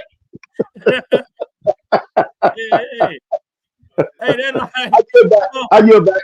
Hey, you take your home like them fiends do. They take they friend to the man, and he gave you something. Your stuff bigger than the one he gave me. You know, there you go. You bring it. You bring. I introduce you to my seller. Now you will stop coming with me, so you to cut me out. There you go.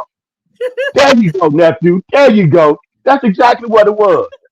Hey, hey, hey, that's powerful, man. Let me tell you this funny, this real fast. Let me just go here since we there. Hey, I was working up north. Was area I'm gonna go back and relocate, right?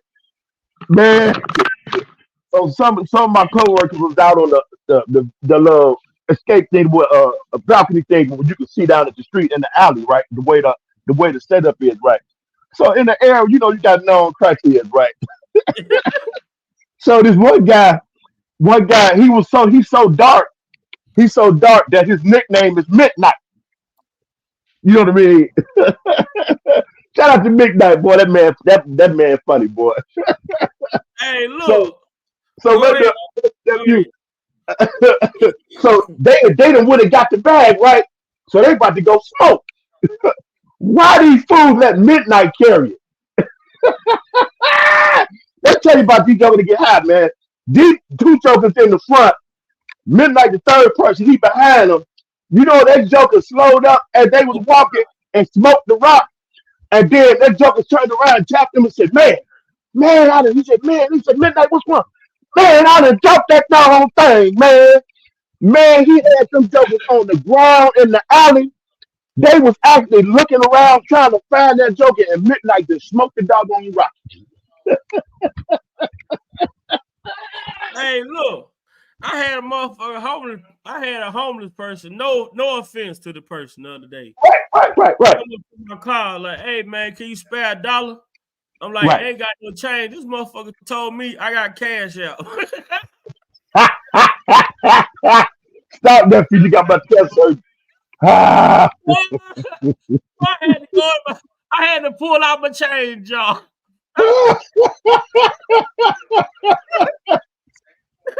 This motherfucker say, man, can you spare $1? I ain't got no money on me. Shucks.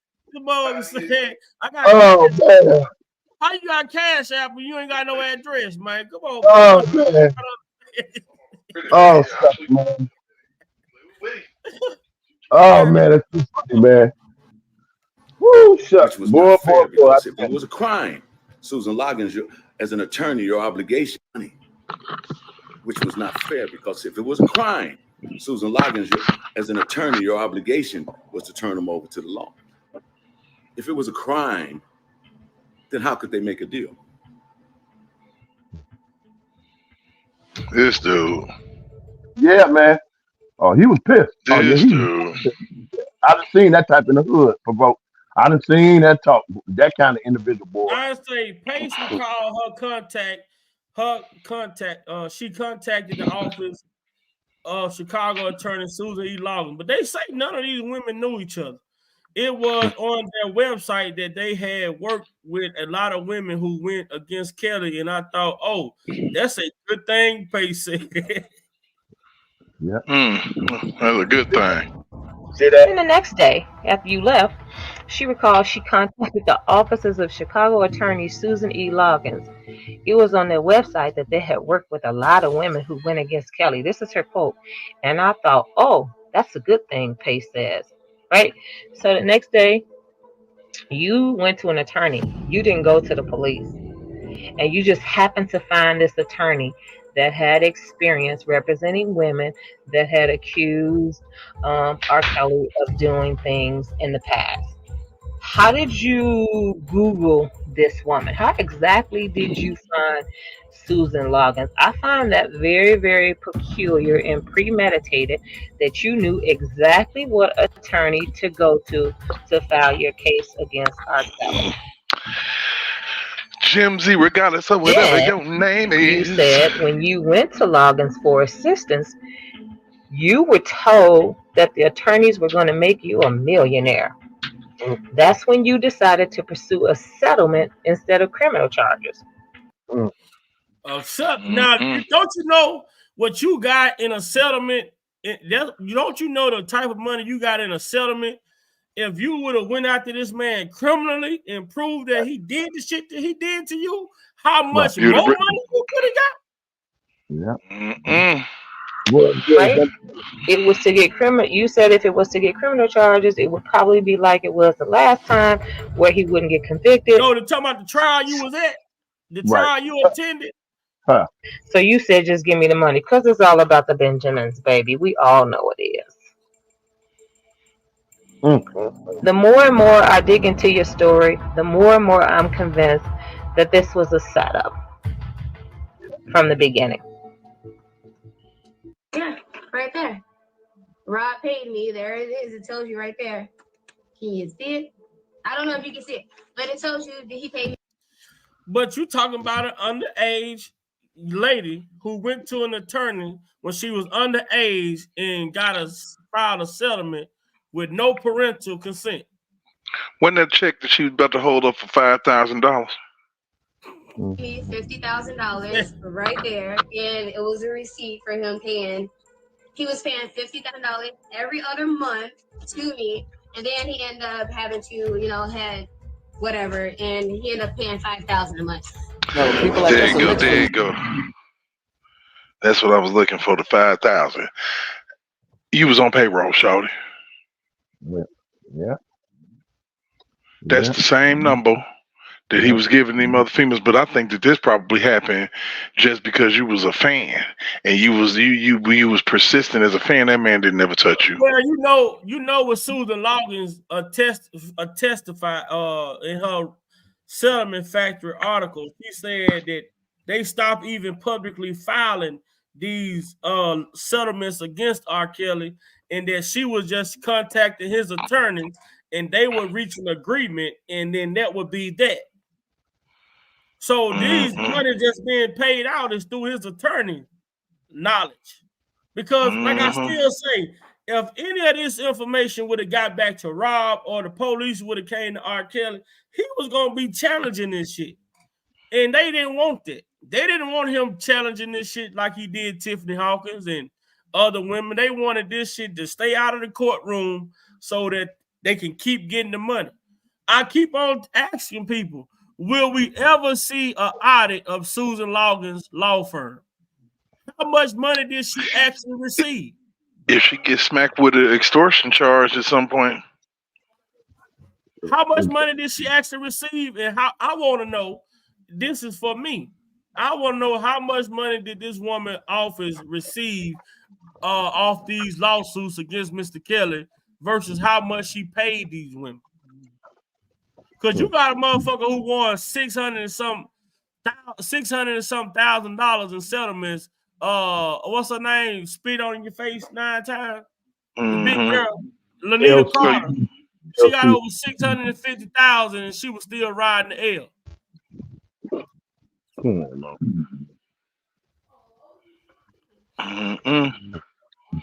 Let's go back to the other video, man.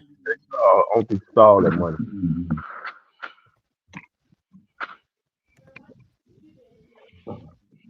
This was settled in court, likely to avoid public exposure, and that would be something that would become a common occurrence for Kelly. It was around this time that R.kelly was releasing songs like I Believe I Can Fly, and he seemed like an unstoppable force in the music industry. Is there anything outlandish that we don't know about that we may be getting into? No. Other than music, no. I don't believe that for 1 minute. It's hard to believe. It's hard to believe. You gonna say I don't believe that for 1 minute, man? Shut your bitch ass up and just do the interview. I think there must be something lurking there. I tried to do the face and everything.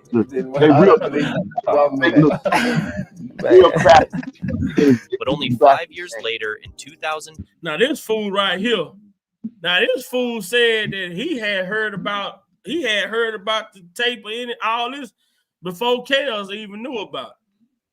Before Chaos even recorded it. Infamous and disgusting tape came out of allegedly R.kelly having alleged relations with a reportedly very young-looking female.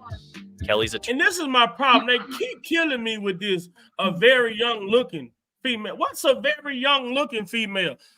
A kid is a kid, but what's a very young-looking? This very young-looking. This is they started saying this very young-looking. A very young-looking. Like I guess. every female aged the same. So if a female is 20, she's supposed to look like she's 30 or 40. You know what I'm saying? If a female is 18, she should look like she's 50 years old. You know what I'm saying? I don't know. A very young looking female. I don't know. It's the wordplay. It's the wordplay. I see women in their 30s and 40s. Shit, you be like, damn, I seen women, older women look younger than their damn daughters. Right. Right. Attorney says it's not him on the video, and the girl in question will back him up. Kelly's attorney says it's not him on the video, and the girl in question will back him up. This charge, in fact, under this case, cannot be proven. I'm not aware of anything like that, and for people, unknown people, to make those statements against me. Okay, and so we going to the tape right there. At this point, they talking about the tape. Y'all know, man. Let's get we gonna get Sam Adam Jr. in here to talk about the tape. Let's see what Sam Adam Jr. got to say about the tape, man.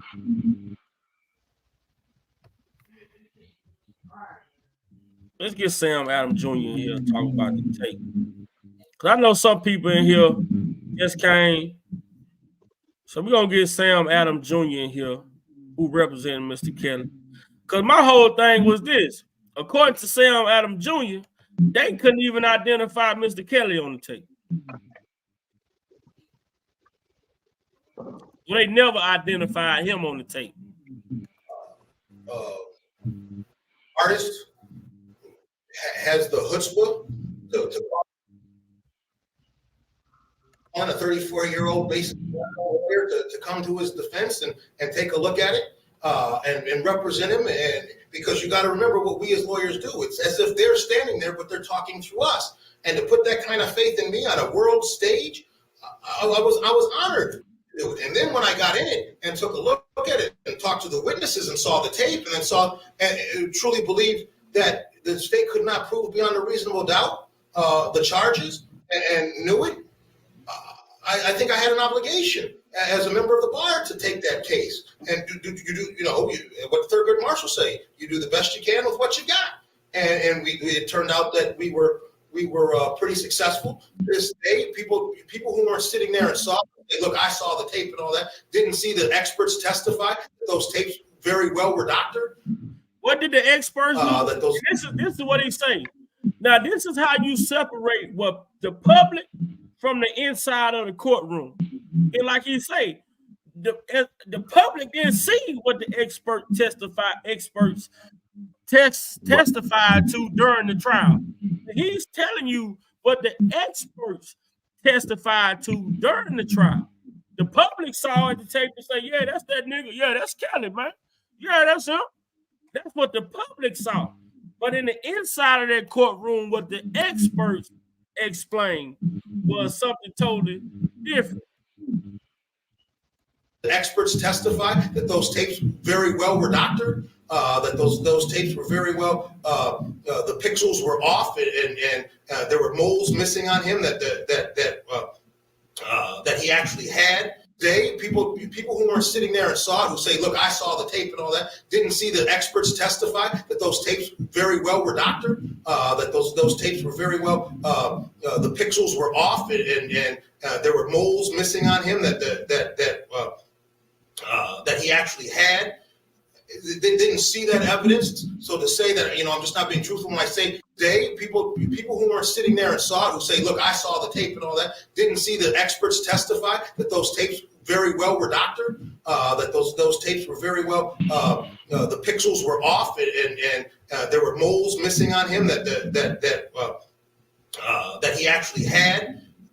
They didn't see that evidence. So to say that, I'm just not being truthful when I say it very well could not have been him, and certainly the government couldn't prove that it was him.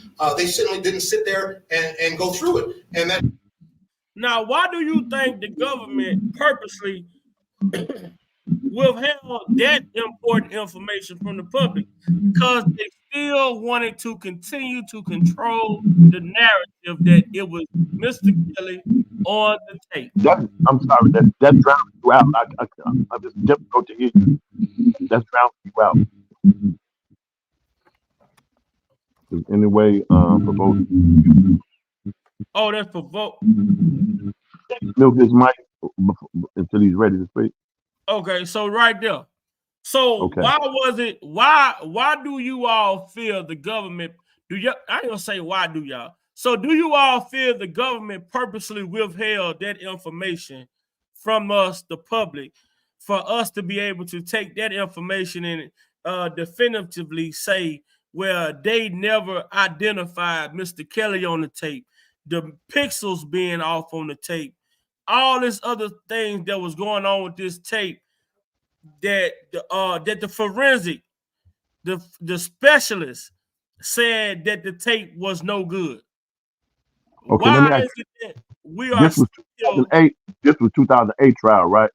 Yeah, this is 2008 trial. I already know the answer to that, but I'm trying to make a point.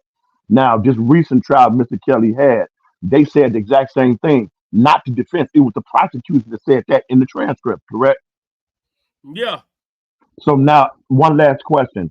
Was the 2008 trial, was that televised? I can't recall. It's been so long ago.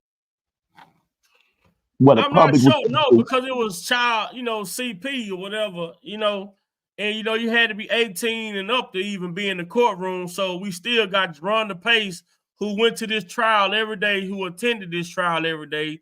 When you had to be 18 or older to even sit inside the courtroom, you know.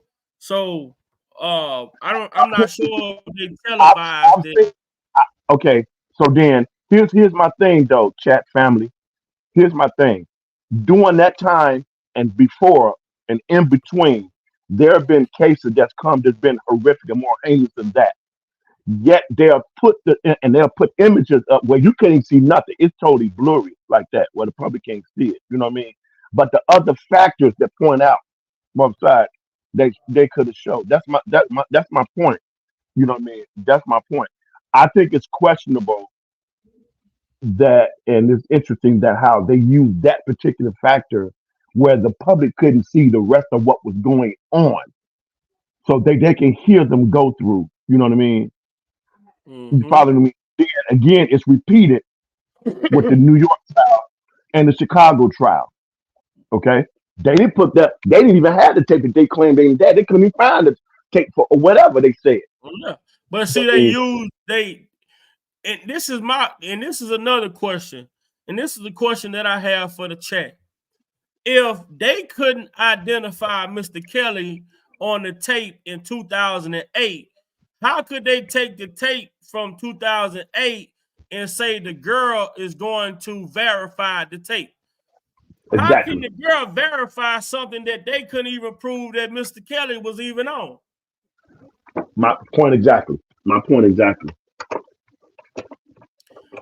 That's just something that I don't understand.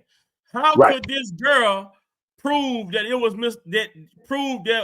how could the girl authenticate the tape that they couldn't even prove that Mr. Kelly was even on? Mm-hmm. I don't understand that. I don't understand that, and it'll never make sense to me. You hear his attorney from 2008 said they never identified Mr. Kelly. Yep. And now I play that back one more time. It turned out that we were pretty successful. To this day, people who weren't sitting there and saw it, who say, "Look, I saw the tape and all that," didn't see the experts testify that those tapes very well were doctored. That those The tape was very well doctored. So let's go back. He said the tape was very well doctored. that those tapes very well were doctored. They were very well doctored. Okay, let's go on. That those tapes were very well. The pixels were off. The pixels was off. Okay, let's go on. And there were moles missing on him that he actually had. There were moles missing on Mr. Kelly that he actually has. So the person on the tape was missing moles that Mr. Kelly actually had. Bingo. Bingo. They didn't see that evidence. They didn't see that evidence. Mm. So to say that, I'm just not being truthful when I say it very well could not have been him, and certainly the government couldn't prove that it was him. The government couldn't prove that it was him. So how could this lady verify or authenticate a tape that the government couldn't even prove that it was R. Kelly on Right. the tape? And when they own prosecuting an expert witness from the government declares that it would dock you. And my whole thing is one thing I do on my channel. One thing I do on my channel is I just ask questions that I think a lot of people want to have, that a lot of people may have. We listen to what we get, and we just ask questions. And my whole thing is the doubt. It's too much doubt within these accusations than it is information to say where he, without a shadow of doubt, did do these things. It's too much information out there to say, well, could he have, you know what I'm saying? It's too much doubt. And this is his attorney from 2008. How did Michael Avenatti come across a tape that now in 2019, the tape have audio? The Exactly. tape got a girl on there saying this 14-year-old PUSSY. And like they said on Miss Lady D channel the other day, somebody said that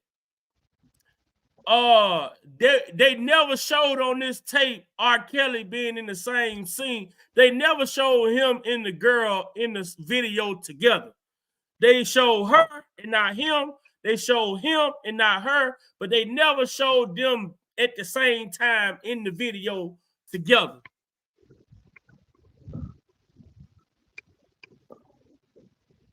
Right. Let's finish listening to Sam Adams Jr. Tear their ass up right quick. They certainly didn't sit there and go through it. And that jury came back with a finding of not guilty, that the state did not prove him guilty beyond a reasonable doubt. And so for all those reasons, I was very interested in that case. You mentioned the tape. The public, as well as the jury, has some strong opinion regarding the R. Kelly alleged sex tape, which the prosecution thought it was a slam dunk. Some people thought it was a turning point because of the alleged visual evidence. However, it was opposite of that. Why do you think it was opposite? What was the turning point that made it? You mentioned the graphic nature of moles, the blips on the videotape just a few minutes ago. What was that turning point?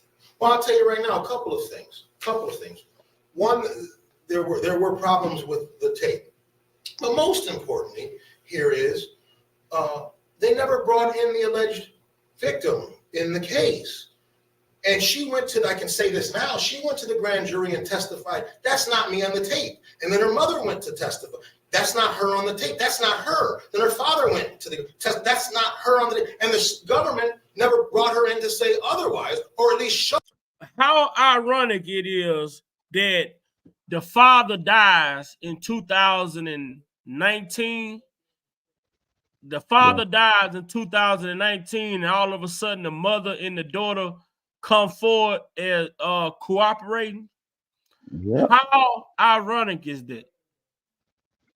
How Very ironic ironic. is that? Very. Yeah, very. The father died.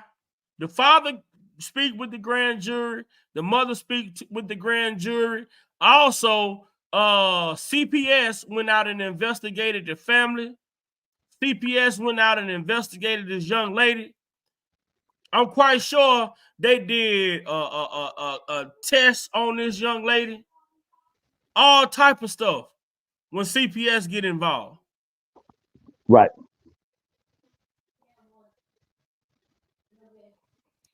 But all of a sudden, once the daddy passed away, the mama and the daughter become cooperative. But then also, the mama and the daughter had inconsistent stories. Right. The daughter testified during trial that Mr. Kelly was begging her dad for forgiveness. Then the mother said that never happened. Right.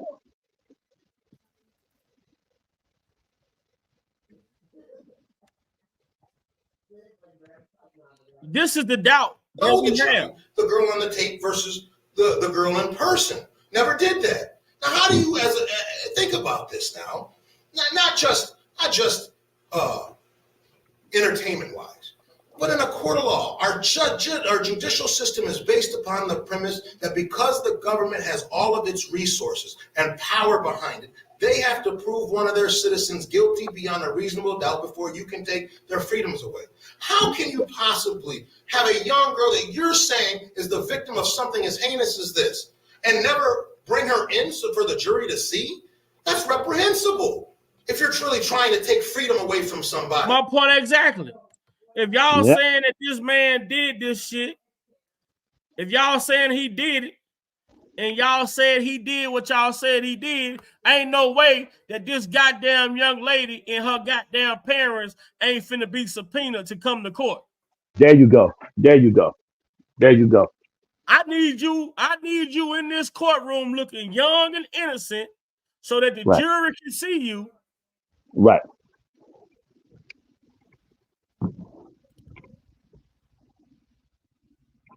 But why didn't they? Why did the government choose to not bring her in back then like they did in 2018, 2019? Because if they would have did it in 2008, they wouldn't have been able to come back again with that bullshit in 2018, 19. Then here you go out here seeking to get $20 million. Girl, get your ass on somewhere. If you're really going to have them, and especially someone like R.Kelly, who's a known figure in the entertainment community, who has millions of dollars at stake, think about that.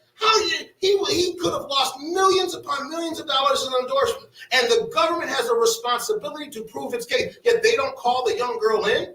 I'm not here to denigrate real violence. I'm tired of real violence. I'm not here to denigrate sexual assault. I'm tired of seeing people sexually assaulted. These women out here need a voice for them. There's no question about it. But that's not what we were there for. We were there to determine whether or not the government can prove if Robert was the individual who did this to a particular young girl. Now, that's what happened in the case. And the jurors came out and said it afterwards. See, what happened here is they brought in 18 or 19 right out here in Oak Park. Witnesses that came in and said, I know her, and she was beautiful, and she was a lovely young. Now you see what they do. Now you got a victim that is alive and well. You got a victim that is living, and a victim that is able, a victim that can talk, a victim that can walk, a victim who is breathing oxygen out of her own mouth on her own. And instead of you bringing her in, you go out and get the basketball coach. you go get the teachers. You go get teammates. You gotta make this shit make sense. Right. You gotta make this make sense. You go out and get everybody around the person, but the person you need to be bringing in. Right. Yeah. So you can collaborate your false narrative. You gotta make this shit make sense, man. Yeah. Girl. And for someone to do these things to her is terrible. And I started cross-examining each and every one of them. Not hard, but very, very, very softly. Tell me what you knew about her. And they went through and told her this is a lovely girl, wonderful girl, great girl. And then you see the tape, and that's a girl doing, if you watch it, that's the young girl doing some very adult, nasty things. Right. This couldn't have been I've seen the tape. The girl on that tape wasn't no innocent person. The girl on that tape wasn't no beginner either. Right. The girl on that tape was a seasoned veteran. I mean, she's getting paid veteran minimum if she's in the NBA. Right. There wasn't a young person who has been introduced into sexual activity.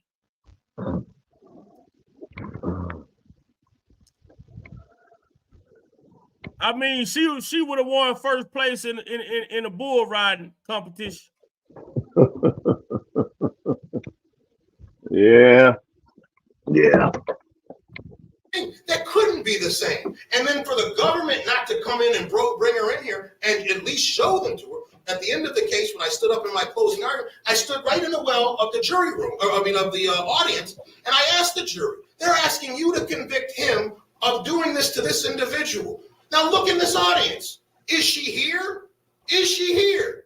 And if you don't know, because they didn't bother bringing her in, how can you convict a man of something as heinous as this? The jury understood that. There's a responsibility, government, and that's one of the problems with.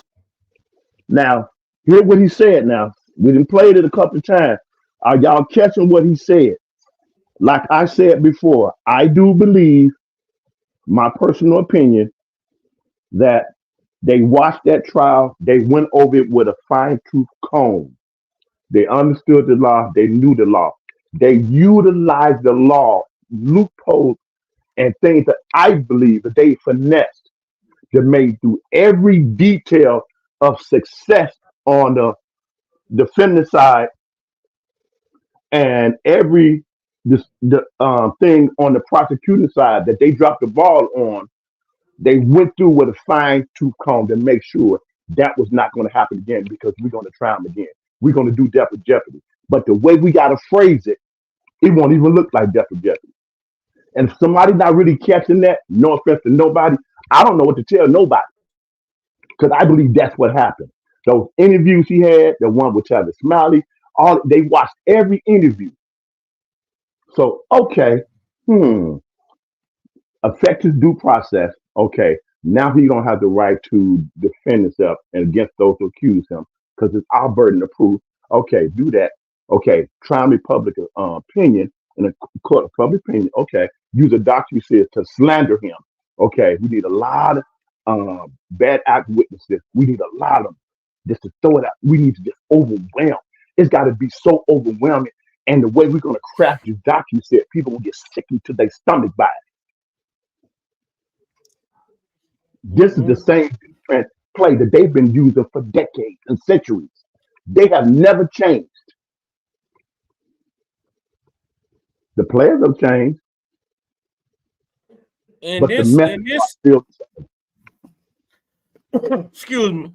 And yeah, this you're back. right here, there was a motion overnight from lawyers of R.Kelly co-defendant Darren McDavid alleged that feds declined to bring charges against Kelly on multiple occasions before charging him in 2019. So this is the problem right here. How they tried to bring charges against Mr. Kelly about the same tape. They tried to bring charges against Mr. Kelly about the same tape. It says, despite possessing the tape and having known about the allegations for decades, the government declined to bring charges. Indeed, it declined to do so on multiple occasions. On multiple occasions.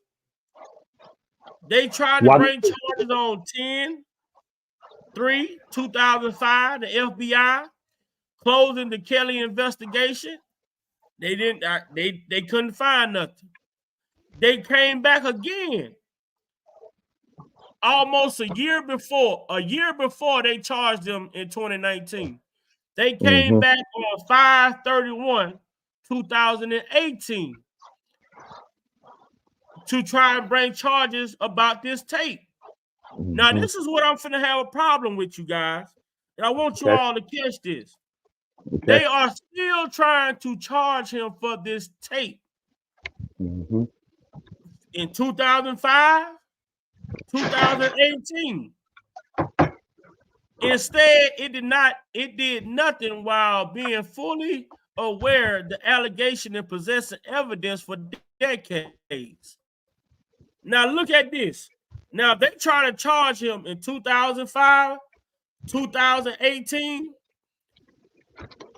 How could they bring the charges back in 2018? And when the trial started, right here, you see, when we go here,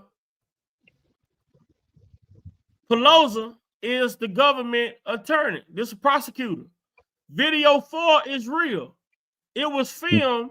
This man sitting right over there. Video 4 is the one video prosecutors don't have to show the jurors. So how are you all trying to bring charges against this man for a tape that y'all did not even have? Yeah.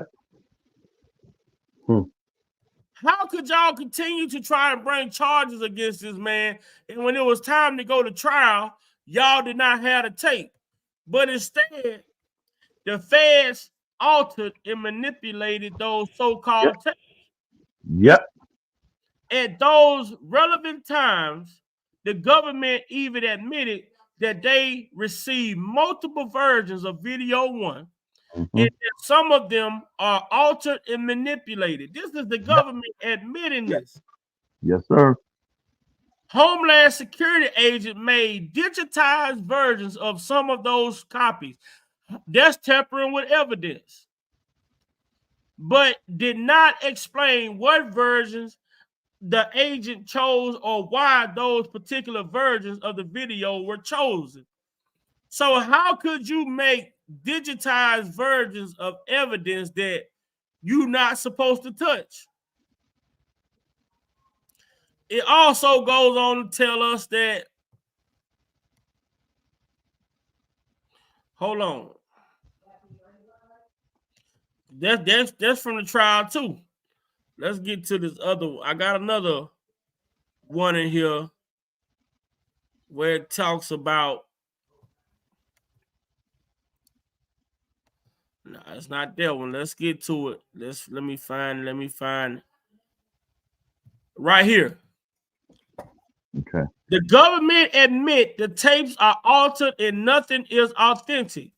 It is the government understanding that none of the videos that state's attorney office received from the journalist Jim Derogatis or attorney Michael Avenatti, that is video 1, video 2, and video 3 were original videos. So if none of these videos was original, why were they allowed in court? You know the answer to that one.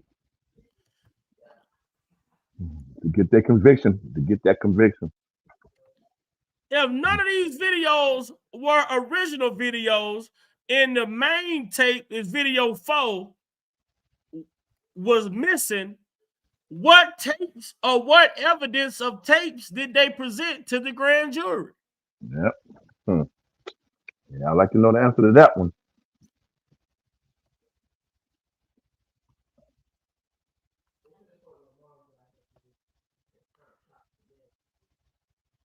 Yep. And now we say, who has the most to gain when it comes to Mr. Kelly? These judges who's trying to put themselves in positions to go up in the judicial system. That's good. These attorneys who's trying to go into prosecutors. These prosecutors who's trying to everybody that's dealing with this case was trying to move up in some way in their careers. And what better way to move up in your career than having somebody like R.Kelly on your resume? There you go. Shout out to J Rock for how he laid that out. Used as a political pawn. Yep. Yes, sir. I helped take down R.Kelly after 30 years. Man, you tell me a nigga y'all know in America that can commit a crime for 30 years and not be locked up. Make it make sense to me. We'll wait. Come on, man. These people, this is America. We only been living here our whole life. Come on, man. That's a good one, nephew. That's a good one. The type of shit we done seen. Right. You know what I'm saying? Right. Come on, man. They talk about a nigga. We didn't have a nigga ever thought he was above the law in this Uh, country. Come on, never, man. never. See, Yes, sir. We scared to jaywalk. Goddamn, Man, motherfucker, motherfucker we see the got caught police. jaywalking, got sentenced to 30 years. Right. We didn't see the police, man, go down Oh, way down yonder, and we thinking they coming down on our block, and we nervous. They ain't even in our direction, and we already right. past them. Come on, man. On the real. And they On the want us to real. believe that a nigga that got away with committing a crime for 30 years in this Man, country. please. And Shit, you come know on. what, nephew? As silly as that sounds, there's some people in the bushes, and there's some people that's out here viewing that stuff really believe that though. They really believe he just got away because of who he was as an artist and being in the industry. That's how, respectfully, how people are not really using their thinking because you have allowed someone to trick you out of your position through your emotions without even using your common sense and say, you know what? I believe anyway, but you know what? Just for the sake of my own mind, I'm just gonna do some research myself, man, and really dig deep. We used to do that, nephew, back in the day. We used to do that as the people back in the day. Now that we have this social media, this internet, people don't do that no more. No, and my whole thing is this. I always try to, my biggest thing is I try to present, documentations of something that I talk of other things that I talk about because I don't want people to just be like, "Oh, you just saying that based off of how you feel." Right. No, I agree with that. I'm finding the information and I'm presenting the information to everyone in the chat because I want you all to understand how important it is to go. Any question that you have pertaining to this R. Kelly stuff, you can kind of Google around and try to get an understanding like me. Like I want to understand about an annulment. I want to understand about what's a real ID and what's a fake ID. I want to understand the criteria the documentations you have to have in order to proceed with a wedding. I want to understand when inside of the courtroom, like what is the procedures when it comes to certain things. And my whole thing is this: like when the government abuse its power to take someone down, that shouldn't be a problem with people who support R. Kelly. There should be a problem with people who are against R. Kelly as well. Because, like I say, I sit around and I watch the Innocence Project and I watch why a lot of these men convictions are being overturned. And it's because of the government's doing. These Right. convictions aren't being overturned because of these men weren't innocent to begin with. Their convictions are being overturned because of prosecutorial misconduct. Right. Them withholding information, different things like that. We even go back a while back when I introduced my panel to the Vincent Simmons case in Louisiana when this man allegedly supposed to have been raped these two young Caucasian ladies, and come to find out that they had DNA evidence after this man had done 20 years. And when Right. he presented this DNA evidence to the parole board, they asked him, where did you get that from? Versus looking at the evidence that showed Right. that these young lady hymens were still intact. And one of Right. the young ladies admit to being sexually active with her cousin. Right. I But remember this you. man finally get exonerated after doing 44 years in prison. And all the thing that these young Caucasian ladies could say was, at least the state of Louisiana got 44 years out of them. Yeah. I remember that. Innocent man. Yeah. And I didn't hear about the Innocent Project until I checked it out on Spitting Fire. I had never heard it. I've never heard of it. Yeah. That's Yeah, good. that was Yeah. my first time hearing about the Innocence Project when I was following the Vincent Simmons case. Okay. And Vincent Simmons, he was the first person that I followed it through. Right. But when we look at this shit, man, and Michael Avenatti was solely using Donald Trump and R. Kelly to bolster his campaign to run for president. Yeah, it was a good strategy. It fit very well for him. I mean, it fit. I mean, it was like it fell in his lap, nephew. But where's he? But where's he at now? I yield back. We got a guest. We got a guest on the panel. I yield back. What's What's going up on, with it, D-Rap? guys? Not much. It's been a while. Yes, So I've sir. been How you MIA been? for the last. I've been How you MIA for been? the last week or so. How your mental space, man? How's the family? How you been? Oh man, I've been good. We actually came back from a family trip a couple of days Oh, ago. that's what's up, man. Went on a That's what's cruise, up. relaxed. Went to Oh man, that Bahamas, sounds good, man. Caribbean, Dominican. Yeah. Oh wow. Okay. Oh, that's what's up, I man. ain't chilled in Florida. I ain't chilled in Florida. There's some boogie boarding. Oh man, I know they was elated about that, man. Oh, trust me, man. It was a trip I wait for. We were planning since last year, man. I believe like this day couldn't come soon enough. That's what's I up. You believe like take I'm gonna be off Hey, work. I'm gonna be off work. I know they better call me saying, "No, hey man, didn't come in and click." You better not figure it out. I'm not gonna be there. I got nothing to do with me. I don't care. Yeah. Right, I right. enjoyed it. So we've been listening and checking it out. What you think of some of the things we've been going over and pointing out some stuff, you know what I mean, that we probably Oh missed man, over, dive deep into it. yeah. I'll say What you me. I think? was there playing catch up. I was actually looking at it a lot because me actually was still getting. When I was out of town, I was still getting notifications of all your videos and whatnot. But unfortunately, I couldn't watch them.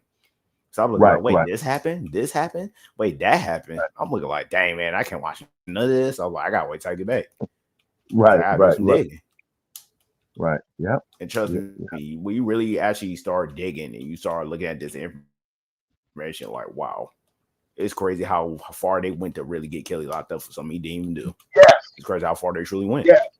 That's an They went so dang understatement. far. Y'all went and blurred the laws, I've never seen it undermined the in Constitution. listen, man, I've never heard this in this country, in the history of this world.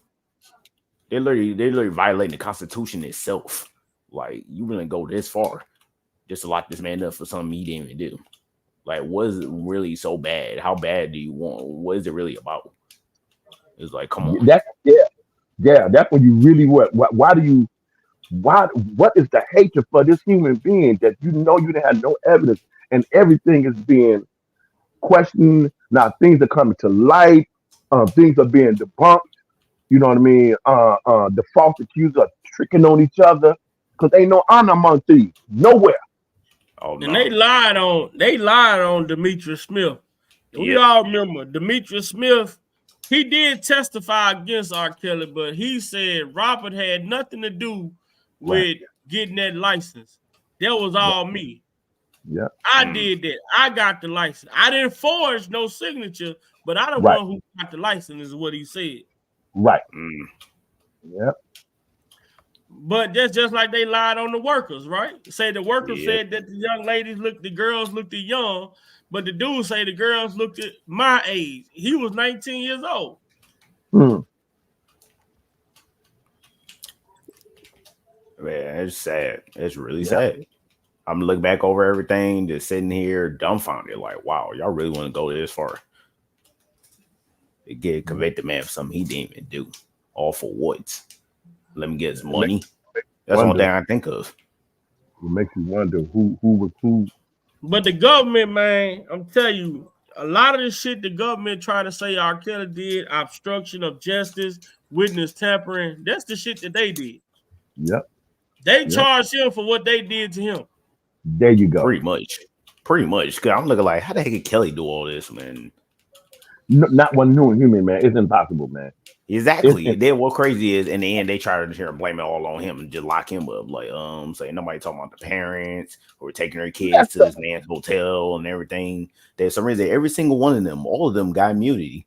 How does a case go where every single so-called victim or witness will not get immunity? Like, make it make sense to me. And like even when you go to this shit right here, these text messages, the mama talking to the daughter, they talking in these messages, ask him what provider do you need the SIM card to be so you can get ASAP Who is his service with Sprint, Verizon, etc. Happy Mother's Day. Thank you, all this right here. You should talk to your mother from afar and wish her a happy Mother's Day, then thank her for another year of keeping you safe and well. I already did that. Thanks. Are you going to school or a push? Both. School first. Oh, okay. You drove? No.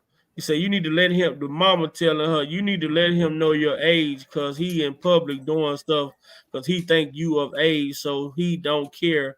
But when it comes out that you're not and you did not tell him, he gonna look stupid and will be really mad because you will make him look like an idiot. He may not mind your age. Now this is crazy. If he may not mind your age, but why lie then if he don't mind the age? There you go. Make it make sense. Make it make It's sense. crazy. But that needs to be his decision. Don't assume.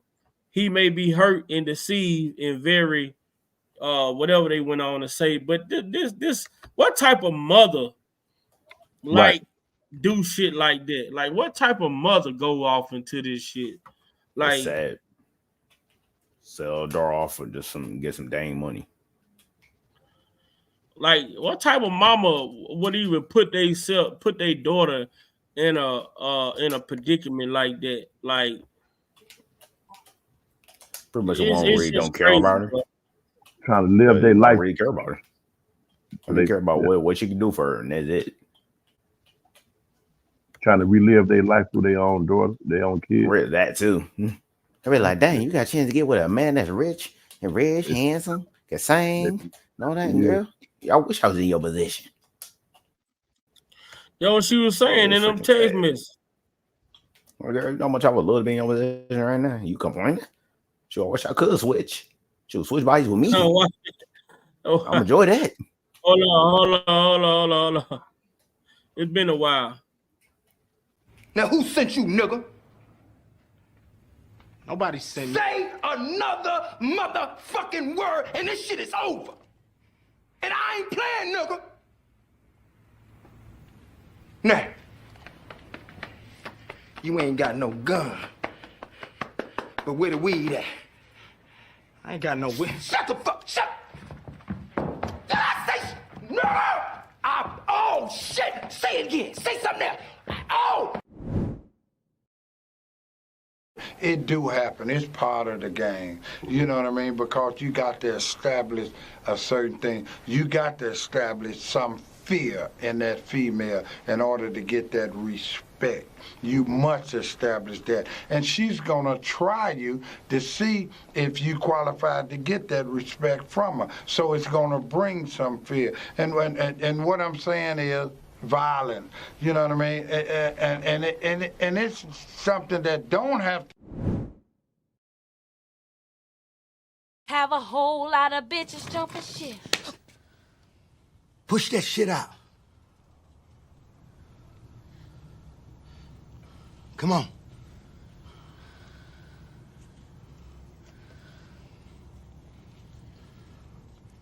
You know it's hard out here for a pimp when he trying to get this money for the rent, for the Cadillacs and gas money spent will cause a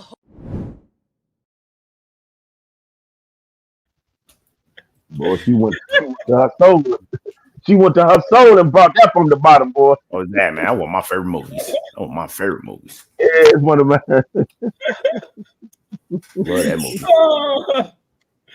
Oh man. It's been a while, man. It's been a while. Hey, well let's listen to this right here.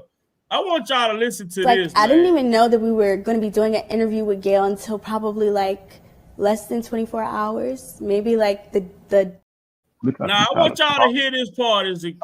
Now she said, she irritate me. I didn't know that we were going to be doing the interview with Gail until less than 24 hours.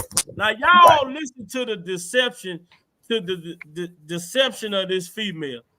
I didn't know we were going to be doing the interview with Gail until 24 hours. Now listen to what she tell Jason Lee. like I didn't even know that we were going to be doing an interview with Gail until probably like less than 24 hours. Maybe like the the morning, like the night before, going into the morning of. So, and it's like, I don't watch news anyways. I didn't know who she was. I was just like, everything. Yes. You know, before that interview, you know, he had us practicing every single day. Now, I'm going to tell y'all something. When I play this back, when you see these people look to the right and looking down like that, like wandering away from the interviewer, they lying. Yep. Line their ass off. Now listen to what she say. She say, I didn't know about the interview until 24 hours before the interview took place. Now listen at what she tell Gayle King ass after she say that. Like, I didn't even know that we were going to be doing an interview with Gayle until probably like less than 24 hours, maybe like the morning, like the night before, going into the morning of. So, and it's like, I don't watch news anyways. I didn't know who she was. I was just like, everything. Yes. You know, before that interview, you know, he had us practicing every single day. Practicing what? Answering questions. And if how is it That's you didn't what know? the had her doing. How did you not know about the interview with Gayle King until 24 hours before the interview? But then you go on Gayle King and say he had y'all practicing every single day on how to answer questions. And y'all, I'm gonna tell y'all, this is how it looks when you go from sugar to shit.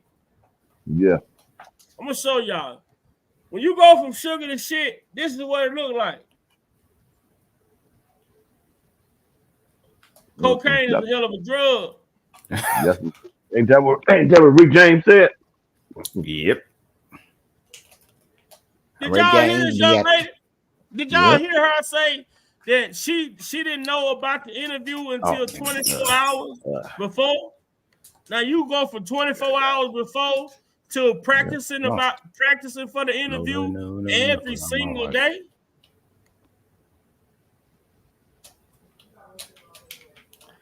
Which one is it, man? Which one is it gonna be? But get the contract first. Like, so thirsty for money. She even went on to say in this series of sick text messages how her daughter should seduce R. Kelly and then have his child and marry him second, saying that her daughter is coming to her saying, I'm catching feelings. I know it's not right. He's much older than me, but you know, I'm starting to feel things for him. And the mother starts to say, well, that's great. You know, in so many words, well, that's good. You can go ahead and marry him and have his kids and do all this stuff, but get the contract and marry him and have his kids and do all this stuff, but get the contract first. Like, so.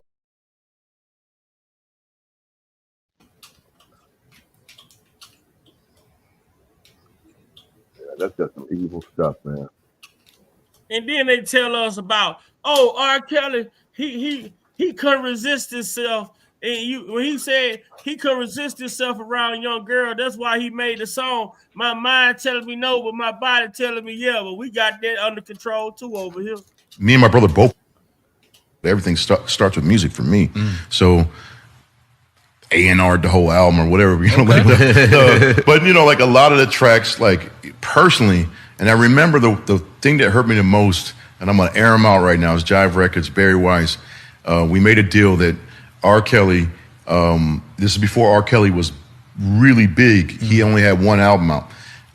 He's gonna give us an original track for the soundtrack. So I flew to Chicago because R. Kelly and I, our attorney, business manager, was the same guy. Gave him the Menace VHS tape, and the next day I came back and he had a song for me that he wrote to Menace. And I listened to the song, I go, oh shit. That's how involved I was in the soundtrack. I called Barry Weiss at Jive Records. I said, I just heard R. Kelly's first #1 single. And he goes, oh shit, I can't wait to hear it. A week later he calls me, he goes, I got good news and bad news. The good news is you're right. This is going to be his first #1 record. The bad news is it's not going on the soundtrack. Wow. It was Bump and Grind. Wow. And if you hear what he's saying at the opening of the song, he's talking about Cain. My body's telling me yes, but my mind's telling me no, but my body's saying yes. It's talking about Cain because of Jada's character, Ronnie, and his father figure, Purnell. Yeah, that's what it's about. Wow. Mind blown. Wow. I've never said that publicly, but that's what that was. Yeah. Wow. Yeah. And it was a massive hit for him. Because his first hit. Wow. Okay. Was it Honey Love, the scene that they used? Yeah, because we took it because that was already the hit, like the successful music. So yeah, we let Alan Hill. Yeah. Come on, man. But you see how they have took this man's music and tried to assert it to be him not being able to control himself when around certain people. What else I have on here, man? Let people see some of the clips that we have.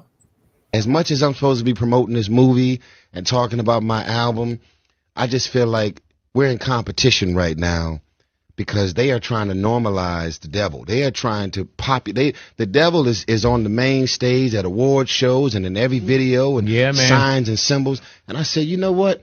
We need to stop treating our relationship with Jesus like the little buddy that you talk to before you go to bed at night and not be more vocal about all the things that God means to us and all of the things that God has brought us through. Because there's been a lot of moments that you didn't post about. Mm-hmm. But yet how did God decide to get me through this? Yeah, man. And they going above and beyond to promote the devil. And it's pissing me off. Mm-hmm. Because the devil worshipers used to be real secretive, going down in the basement, this secret world. Now they just they on the device too. Yeah, Believe that. Yeah. I do want to come back and I want to. And that's the biggest thing with this industry now. If you don't, they want to make it a get down or lay down type of deal. And if you don't want to be a part of it, then you gonna get washed up in their rents. Another thing, and y'all hear me and Unc and the guys, we talk about this so much. This right here, when you hear this R. Kelly and Tavis Smiley interview, and R. Kelly tell you about certain things that took place back then, this is why they came at this man the way that they came at him and took him off the streets. One other reason is Michael Avenatti. Right. He told Kim Fox that the only way his clients would come forward is if she could promise him that Mr. Kelly would never walk free again. And she locked him up, denied his bail. All these times they denied the man bond, denied him bond, or whatever the situation may be. But let's look at what he told Tavis Smiley about his headspace during that 2008 trial. I want to jump ahead because the 7-year turmoil that you went through vis-a-vis the trial for child pornography. Your advisors, almost to a person, told you over and over and over again, while you're going through this period, Kels, do not put out sexually explicit material. Do not. The audience can't handle that. Your fans can't handle it. It's not going to be good for the outcome of this trial. Tone it down. Don't put that out. You ignore all of them. Do it anyway and get bold with it. It's during this period you put out Chocolate Factory. You put out Remix. You put out Ignition. Here they're telling you not to do this, and you put out a song about putting your key in the ignition. I read that and I wanted to ask, so I will, why it is that you went against your advisors? What is it that you were thinking, that you were feeling, that kept you doing that when everybody else told you not to do that? Well, first of all, let me say, I wasn't bold about it, and I didn't totally ignore them, because that would be the worst thing to do, is totally ignore your advisors or your lawyers. I listened to them, we talked, we discussed the situation. I felt strong, very strong. As I said, many years ago about the trial, that I will have my day in court, you know, and I will be innocent, and I will walk away, and I will move on with my life. I said that in the beginning. I said that during the middle part of the trial and everything else. I look at my music like a soldier looks at his sword. You never put your sword down in the midst of a war. You never lay down in the midst of a war. And I think that my lawyers were good lawyers, great lawyers, but I didn't think they had that part down. And you have to be the soldier in the midst of the war to even understand that. And I was the soldier on the front line for my life, for my kids' life, for my fans. And I told them I would not lay down. I would not stop doing music. Why would I do that? I think that would say, oh yeah, he did it. I think that would say all of the things that people want to say about R. Kelly. So I did what I'm supposed to do. Like any fireman that goes up in the building, they don't get to the building and say, oh, wait a minute, that's just too much fire. But you're a fireman. So go and fight the fire. Don't care how much it is. I had to go and I had to do my music. I'm not going to change my lyric. I'm not going to change my name. I'm not going to do any of that. I'm going to do my music. And that's what I did. And that's what I told the company, even though they continued to say, no, don't do it. But the minute Ignition came out, which was the first song I did, it blew up. And all of a sudden the company's calling me. Everybody's calling me, come do an album cover shoot. We got to get the rest of this album done. We got to go there. We got to bring your clothes. We're going to have well, I ain't got no doggone makeup person. Yeah. You got some makeup? Bring your own makeup. We'll do it. I mean, it just got crazy. So I did what I felt was right for myself. And that's the part that they wanted to make sure did not happen again. They wanted to silence this man's voice. They wanted to silence the support for this man. This is what they wanted to do. Yep. They wanted to silence the support. They wanted to silence his voice. They didn't want people to know what was going on. They just wanted to run this race the way that they wanted it to run. And whatever information that they put out, they did a hell of a job. Now, the government did a hell of a job in controlling the media. They did a hell of a job at controlling the media.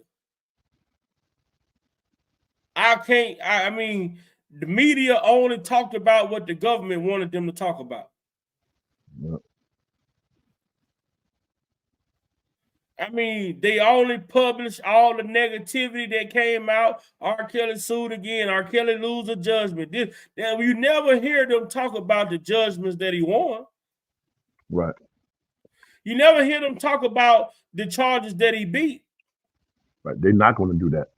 They're not How going to can do that. you charge someone with obstruction and they beat the obstruction charges, but then you charge them with something else? Yep, with a RICO. Yeah. And I say it to say this as well, man. We've been on for 2 hours and 40 minutes, man. If you all would like to donate to the channel, you could do so by Cash App, and that's $ Big Val Opinion, or you can donate to the channel by Super Chat or Super Thanks. If you have any information that you would like us to review and go over as a panel, you can also email me at bigvalopinion88@gmail.com. Also, you guys, we got to keep Bunjean, Mr. Kelly, in our prayers moving forward each and every day, and just make sure that your feelings and your support doesn't waver when it comes to what you believe in, because so many people was praising Miss Bunjean, and next thing you know, when things didn't go the way that they appeared them to be, or they felt they should be, then all of a sudden it's all this negativity towards Miss Bunjean.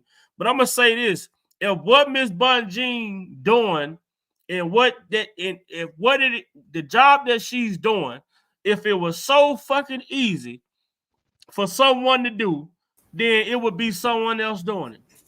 But That's right. unfortunately, it's not that easy. Yep. It ain't too many people that's willing to go up against the Supreme Court, That's right. appellate court, Yep. not even a regular court. Right. So sometimes, man, people don't have the patience for themselves that they try to have patience within others. If you're not a patient person yourself, there's no way you're gonna have patience for another person. Right. Man, And it's sad. that's that. You know what I'm saying? It's sad that this woman has to defend this brother and also be attacked by people who say they support him. Make that make sense. Yep. That's really Those sad. You got Man, Burger they on King, bandwagon, Wendy's. they ain't jump hop off. You got Burger King, Wendy's, McDonald's, all on the same goddamn block, and you don't hear nobody complain. Ain't that something, nephew? Oh, that's true. That's true. But when Miss Bunjean, it's been R.kelly had goddamn me a whole family reunion of goddamn attorneys. It ain't none of them, none of them here no more. Nobody but Bunjean. One person in her law firm up against this systematic design takedown of R.kelly. It's sad. It's really sad. I say it so often and so many times. My grandfather, grandmother always told me, if you ain't got nothing good to say about a person, then don't say nothing at all. Yep. You know how it make you look to be out here saying go this and go that, and you supporting for somebody. As soon as they lose, then you the first person to say, "Oh, I ain't never like you anyway," or "You trash," or "You fucked the game up." No, It's fake. you're not a real supporter. Exactly. Yeah. You're just a What is your bandwagon. motive? You're just a bandwagon. That's it. Yeah. That ain't even a bandwagoner. Bandwagon people don't do shit like that. That's true. They go find another team that's winning. I swear. People will keep on telling me I love my Detroit Lions. You know they suck. Yeah. So man, another If you team, gonna my talk bro. about Jennifer Bunjean and the job that she's doing, then maybe you should go support the government since they the only one who seem to get it right. Right. Man. Yep. They won't say nothing about that, huh? They won't pull up. They won't say that. That goes to show you. But don't be out here attaching yourself to Mr. Kelly and saying that you for him. And if he say that Jennifer Bunjean is his attorney, why would you be attacking her? Yep. Anybody. Why would you be having anything negative to say about this woman? If that's who he say he gonna go to war with, then guess what? Hey, if you like it, I love it. Yep. Yep. Yep. Man. It's crazy. It's crazy how quick somebody gonna turn somebody. Oh, because but like I say, if this shit was so easy, Mr. Kelly wouldn't have had to look for a goddamn attorney. You would have been there from the beginning. That's true.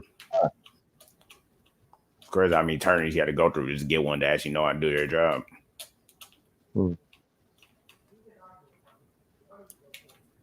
But sometimes you have to sit back and be the observer, man. I'm telling you guys and you ladies something. My granddaddy told me this, and I always repeat it. He said, God gave you 2 ears. He gave you 2 eyes and 1 mouth for a reason. He said, you look and you listen twice as much as you talk. These people reveal themselves each and every time we turn around. You got these people revealing their motives. Man, if this woman, Jennifer Bunjean, this woman has a resume. She has a track record of doing what she do. I can see if she say that she was a defense attorney, civil rights attorney that hasn't never got nobody exonerated ever. I could see that. I could see having something to say then. But this woman track record speaks for itself. And you can kind of get a glimpse of what she mean, what is her, the way that she approached these cases. The prosecution. Yeah, that's right. And I can appreciate that there's emotions that run high and people don't necessarily value how the government goes about getting what they consider to be justice. But when the government runs amok, right now it's R.Kelly, tomorrow it's somebody else. And maybe it's someone you care about tomorrow. Maybe it's a loved one of yours. To keep the government honest and to keep them in check, the system has to work for all of us. The R.Kellys of the world, the Bill Cosbys of the world, and then people that we don't even know. And so my job is to make sure the government does it the fair way. And if they didn't do it fair, it just doesn't count. It's like if you cheat during a football game and you want to declare victory, you can't because you cheated. And it is my job to hold the government responsible. Now, she say it's my job to hold the government responsible, not R. Kelly fans. Right. Not R. Kelly fans. She's not putting the government responsibility on R. Kelly fans. She say it's my job to hold the government responsible. Yeah. So as a fan, I mean, at least we can do is stand by this woman, behind this woman or on side of her, because we damn sure ain't got no business in front of her. Shit. Yep. Yep. It's ridiculous. I will say this. I don't know if it was you or not. The person in the tape resembles you a whole lot. Mm-hmm. Do you understand why people are? Like Is the I don't like that dude. It's not you, resembles you. Do you understand why they think that in fact it's you? Body type, face, etc. Haven't seen the tape, so now a jury must decide if the man who sold 24 million records also made one videotape that could end his career. This tape was everywhere in the streets, both virtual and in real life. And the aunt of the alleged girl later said that she was only 14. I think this is when people really started to realize he was on some weird shit. But still, Kelly skated the charges and continued his flourishing career with millions of fans. I support him even though he is going through this case, but I'm one of his fans, so I support him whatever he does. You might be at home talking over the dinner table saying, oh, that's wrong, I had a chance to see these, alleged tapes or whatever, but I mean, I'm certainly keeping him in my prayers. An entertainer certainly affords you a lot of extra attention and prying into whatever your personal choices are, whether they be right or wrong. But I mean, who are we to judge? He always gonna be one, the greatest R&B singer in my eyes, and I hope that people don't mix, it's kind of messed up, but that it happened like that. But I would hope people just continue to support his music. Do you like teenage girls? When you say teenage, how are we talking? Being a Christian doesn't necessarily mean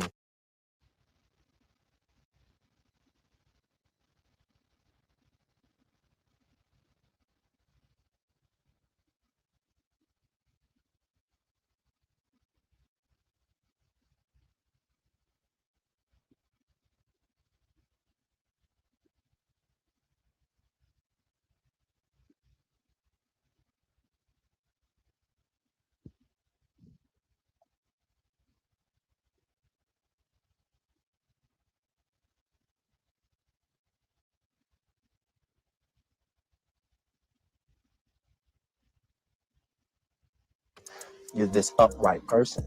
Being a Christian is someone who's repented for their sins and said, God forgive me. Sure. And when you say it today, doesn't mean you can't say it tomorrow.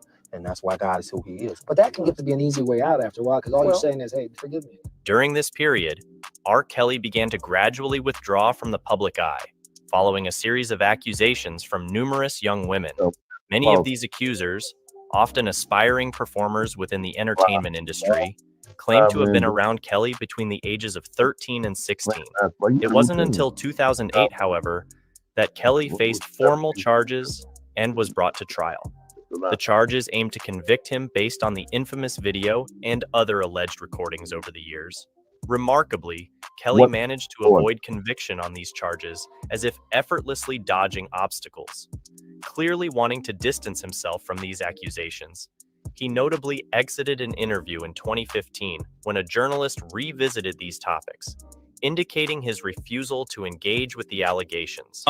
I'm talking about the other cases where women have come forward and said, R. Kelly had sex with me when I was under the age of 18. R. Kelly was abusive to me emotionally and physically and verbally. R. Kelly took me in a black room where unspeakable things happened. This is what they're saying about you. These aren't old rumors. Not true. Whether they're old rumors, new rumors, why would they future say this rumors, about you? Not true. There have been multiple accusations against you, against young women in Chicago, and they are concerned.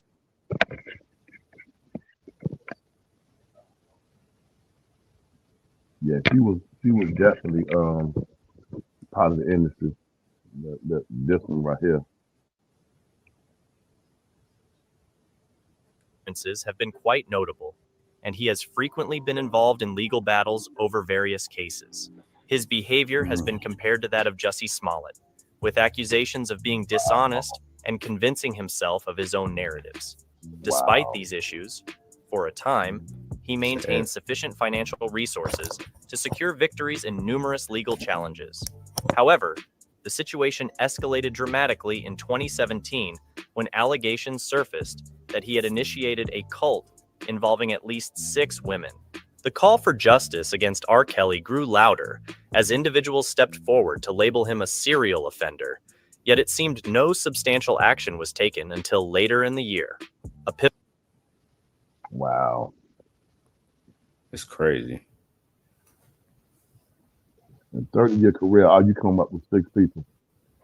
Pivotal moment occurred when a former victim decided to break her non-disclosure agreement to speak about her experiences with the singer in 2008, when she too was just 15 years old. This revelation prompted even more women to come forward with their stories. The momentum around these allegations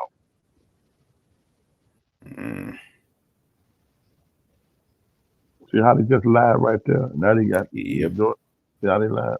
You got to throw it up there. gained significant traction in 2019 with the release of the documentary Surviving R. Kelly, which brought widespread attention to the accusation. Yeah, why waste your time making a documentary? Kelly supposedly did this. We can go to a cops, file a police report and whatnot. That's what I want to know. Yeah. That's one of the main reasons why I never took this seriously. Surviving R. Kelly was not a documentary. Surviving R. Kelly was not a documentary. Surviving R. Kelly was a docu-series. Right. Right. It's a big difference. Yeah. A docu-series and a documentary is 2 different things. Yeah.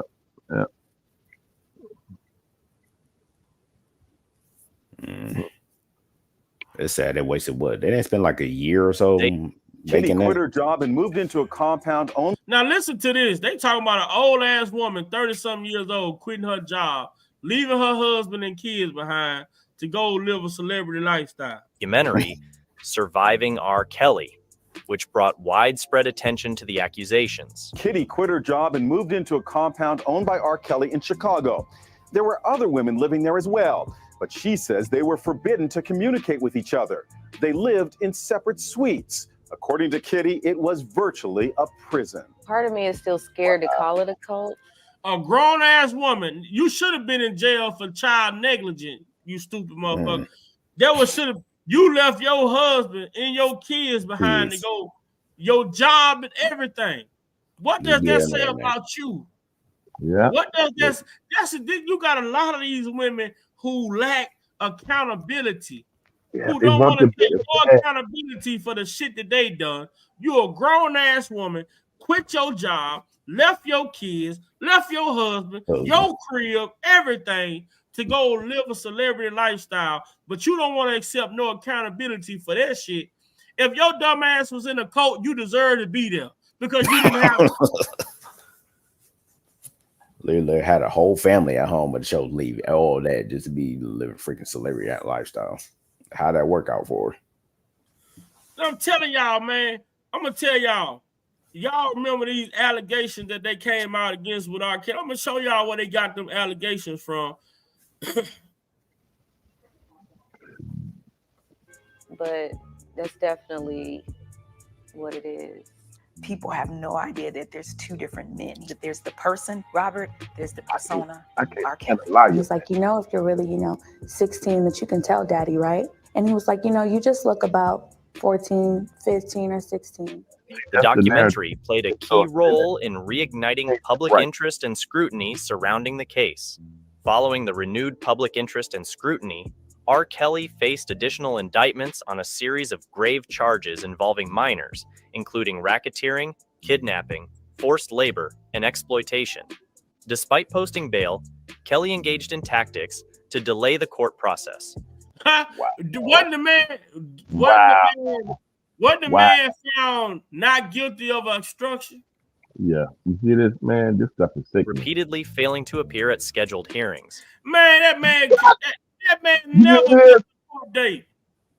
That man never missed a court date, man. The amount of lies in this video. The amount of lies in this video is sad. Despite posting bail, Kelly engaged in tactics to delay the court process, repeatedly failing to appear at scheduled hearings. In one instance, and if the man is locked up, it's not on him that he's not at an appearance. That's on the jail. Delay the court process, repeatedly failing to appear at scheduled hearings. In one instance, the proceedings were even deferred due to him reportedly suffering from a toenail infection, showcasing the lengths to which the court process was. In the ongoing saga surrounding R. Kelly, January 2020. Look at all these is different people. All these are different people. They got Charlemagne up here. And what did Charlemagne do? He got his own shit going. You got Kim Fox. You got Tim Savage. You got Bruce Kelly. Tarana Burke. Man, anybody that had sex with Tarana Burke, they need to be locked up for life.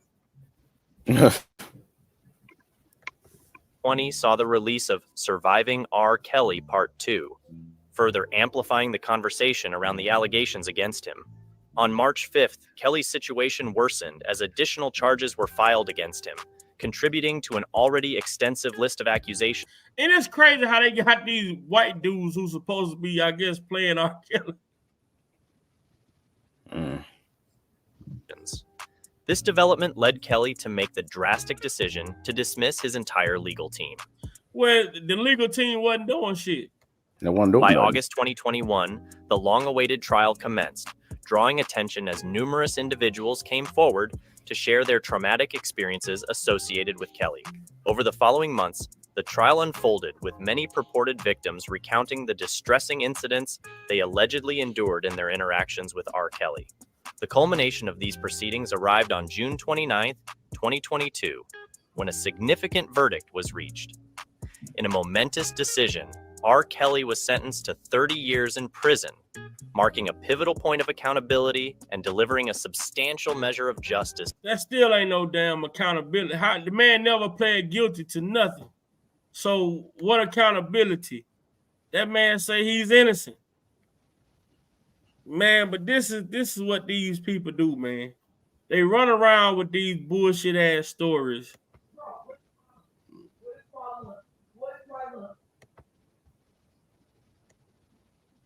Turn that motherfucker.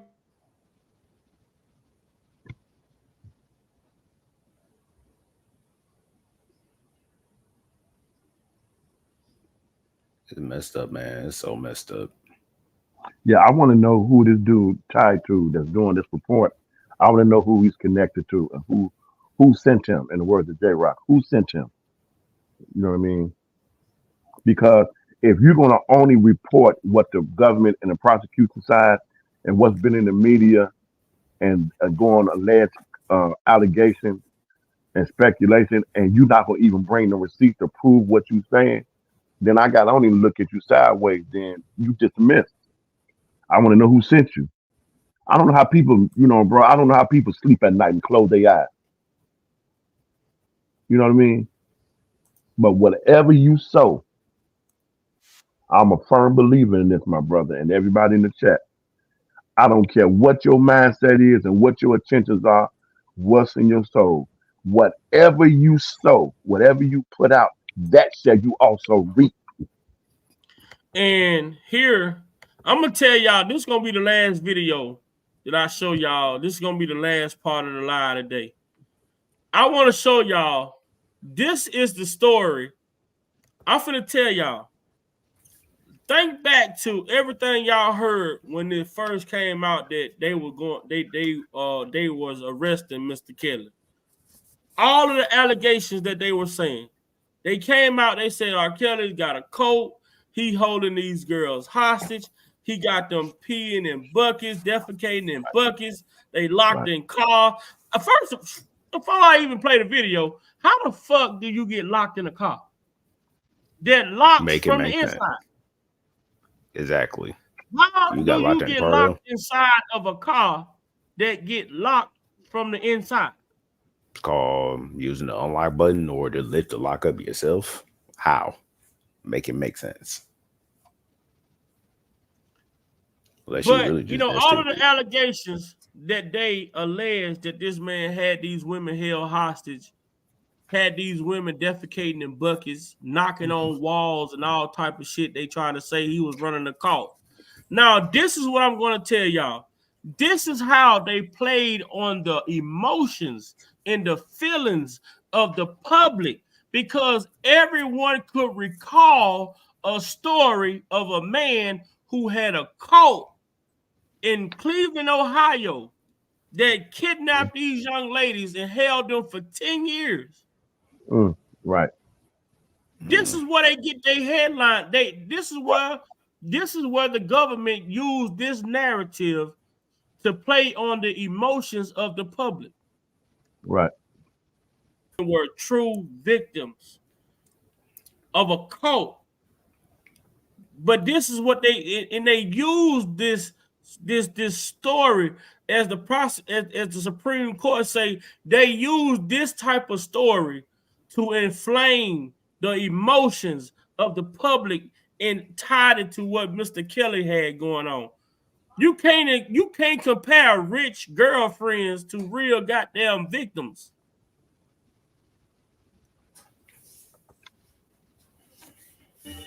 How did he drag you? By your feet? Yeah. Here's one thing you need to do before you buy anything.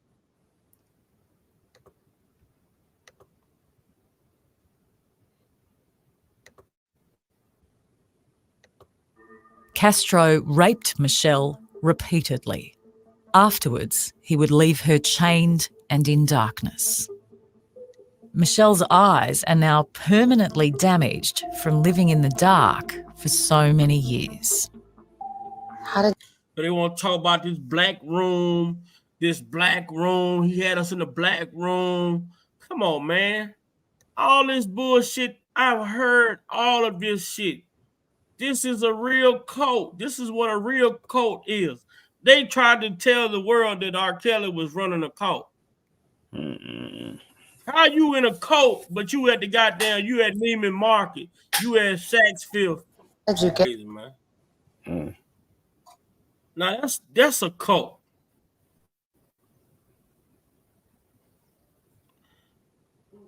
That's a cult, man. These women had no option. These women had no choice.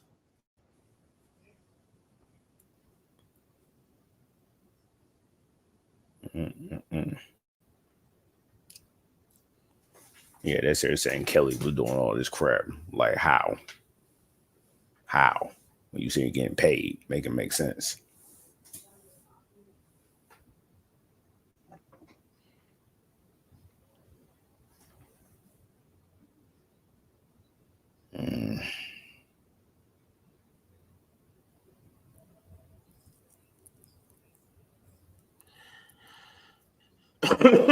Sad, man. It's pathetic. It shows you what people want to do for money. Lie, cheat, steal, shoot, even kill. Proof of that. Aaliyah. Because one that her uncle basically killed her. Allegedly. No, yeah, I'm about to say shoot. Because yeah, so it looked like he had to benefited more from her passing away.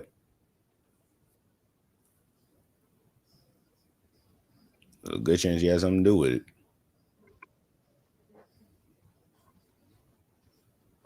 own family. So that's what people wouldn't do for money.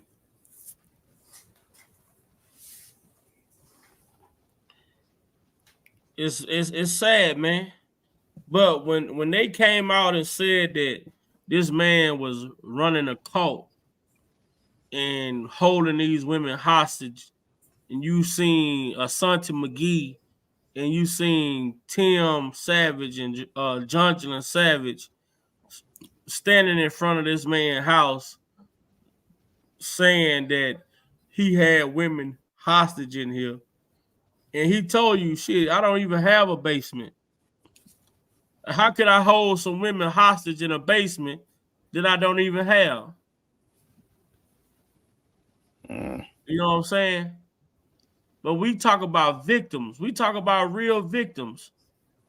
How is it that this man, Ariel Castro, was able to be locked up and able to commit, and able to unalive himself, you know, during the, and not have to serve out his sentence? And what was that young lady name? Amanda what? There was it was Michelle Knight. Amanda Berry was the one who got away. That that the guy, remember the one black guy, I was sitting on the porch eating my McDonald's and I heard some kicking. He said, I knew it was something when a white girl ran to a black man's arm. Dead giveaway. Oh, okay. Okay. Yeah.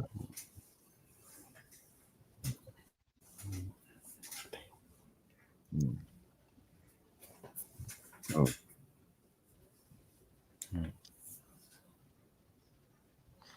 But man, we've been here for 3 hours already, man.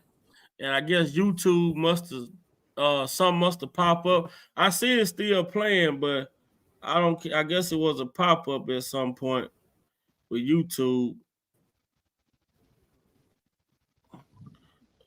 The pop-up. What was it? I'm not sure. Because I see in the chat, I'm seeing people saying that, the video cut off or whatever. Yeah, but we know YouTube, you can share nigga shit, but you can't share other people's shit. Right. Yeah, man. Like I say, man, if you all like to donate to the channel, y'all could do so by Cash App and Big Vile Opinion, or you can do so by Super Chat, Super Thanks. And what I try to do over here, man, I just really try to come with some great content, great different perspectives for us to be able to look at things. And that live, I want you all to go and listen. Just go and put in Surviving R. Kelly and just listen at the first part of Surviving R. Kelly when they are describing the behaviors of Mr. Kelly allegedly. And then you go back and look up the Ariel Castro story. It's gonna be like, what? How do it sound?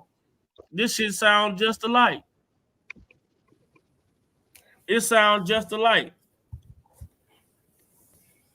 How could that?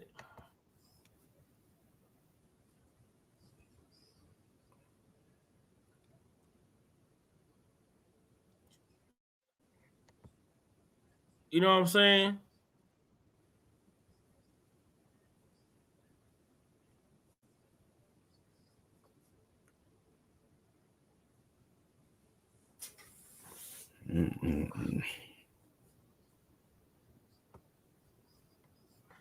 It's crazy, bro.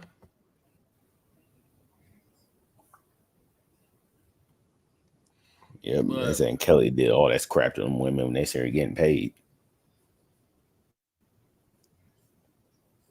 Seriously, getting paid to lie.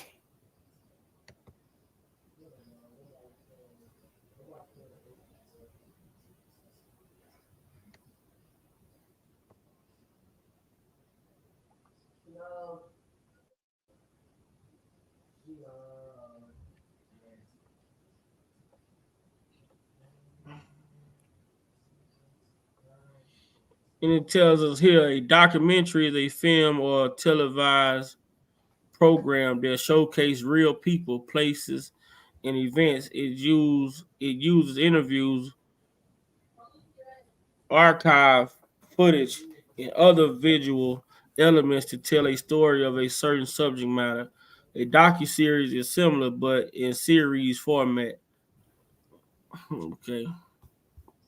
Yeah, man. So we're gonna continue to keep doing great things and putting out great content and information. Like you say, if you all have an idea for a live or have an idea or something that would be a great live as it pertains to the R.kelly sector, uh and different things that you all have questions about, make sure you all email me.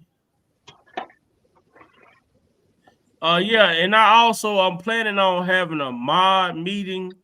So I'm gonna do a I'm gonna do a community post. I'm gonna do a community post, and I want all of my moderators. If you are a moderator, I'm gonna do it like this. Let me change it up. If you are a moderator, if you are a moderator on Big Vibe Opinion, and you are actively participating in each live, or you here for most of the lives, and you are a moderator, I need for you to email me at bigviopinion88 like ASAP within the next day, so I can put together a moderator meeting, and we can kind of try to get some structure for the chat. As far as the chat goes, for things that we're going to put in the moderate that we're going to start doing in the chat for anyone that's a moderator. So if you have time and you are a moderator, email me at bigviopinion88@gmail.com, and we're going to have a meeting with all of the mods, and we're gonna come up with some things that we can do in the chat to make sure that we put the disclaimers up, the like, share, subscribe, the channel links, and different things like that. So make sure you email me if you are a moderator. Thanks each and every one of you all for coming, share. Thanks for the cash app as well. I really appreciate it. So just make sure you all email me so we can have that meeting. Right, Lulu. These are just questions, man. We all have questions. We all just, we trying to make it make sense. I've always say I don't come on here as if I know everything, or as if I was, or as I was in the bedroom or around the home of Mr. Kelly. I wasn't there. I wasn't nowhere near there. But I do have questions when it comes to things that don't make sense to me. So for all the mods, make sure y'all hey child, hold on. Oh, see what's going on. Right.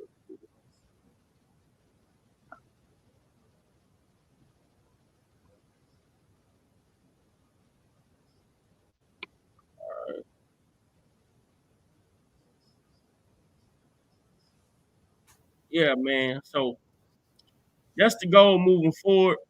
And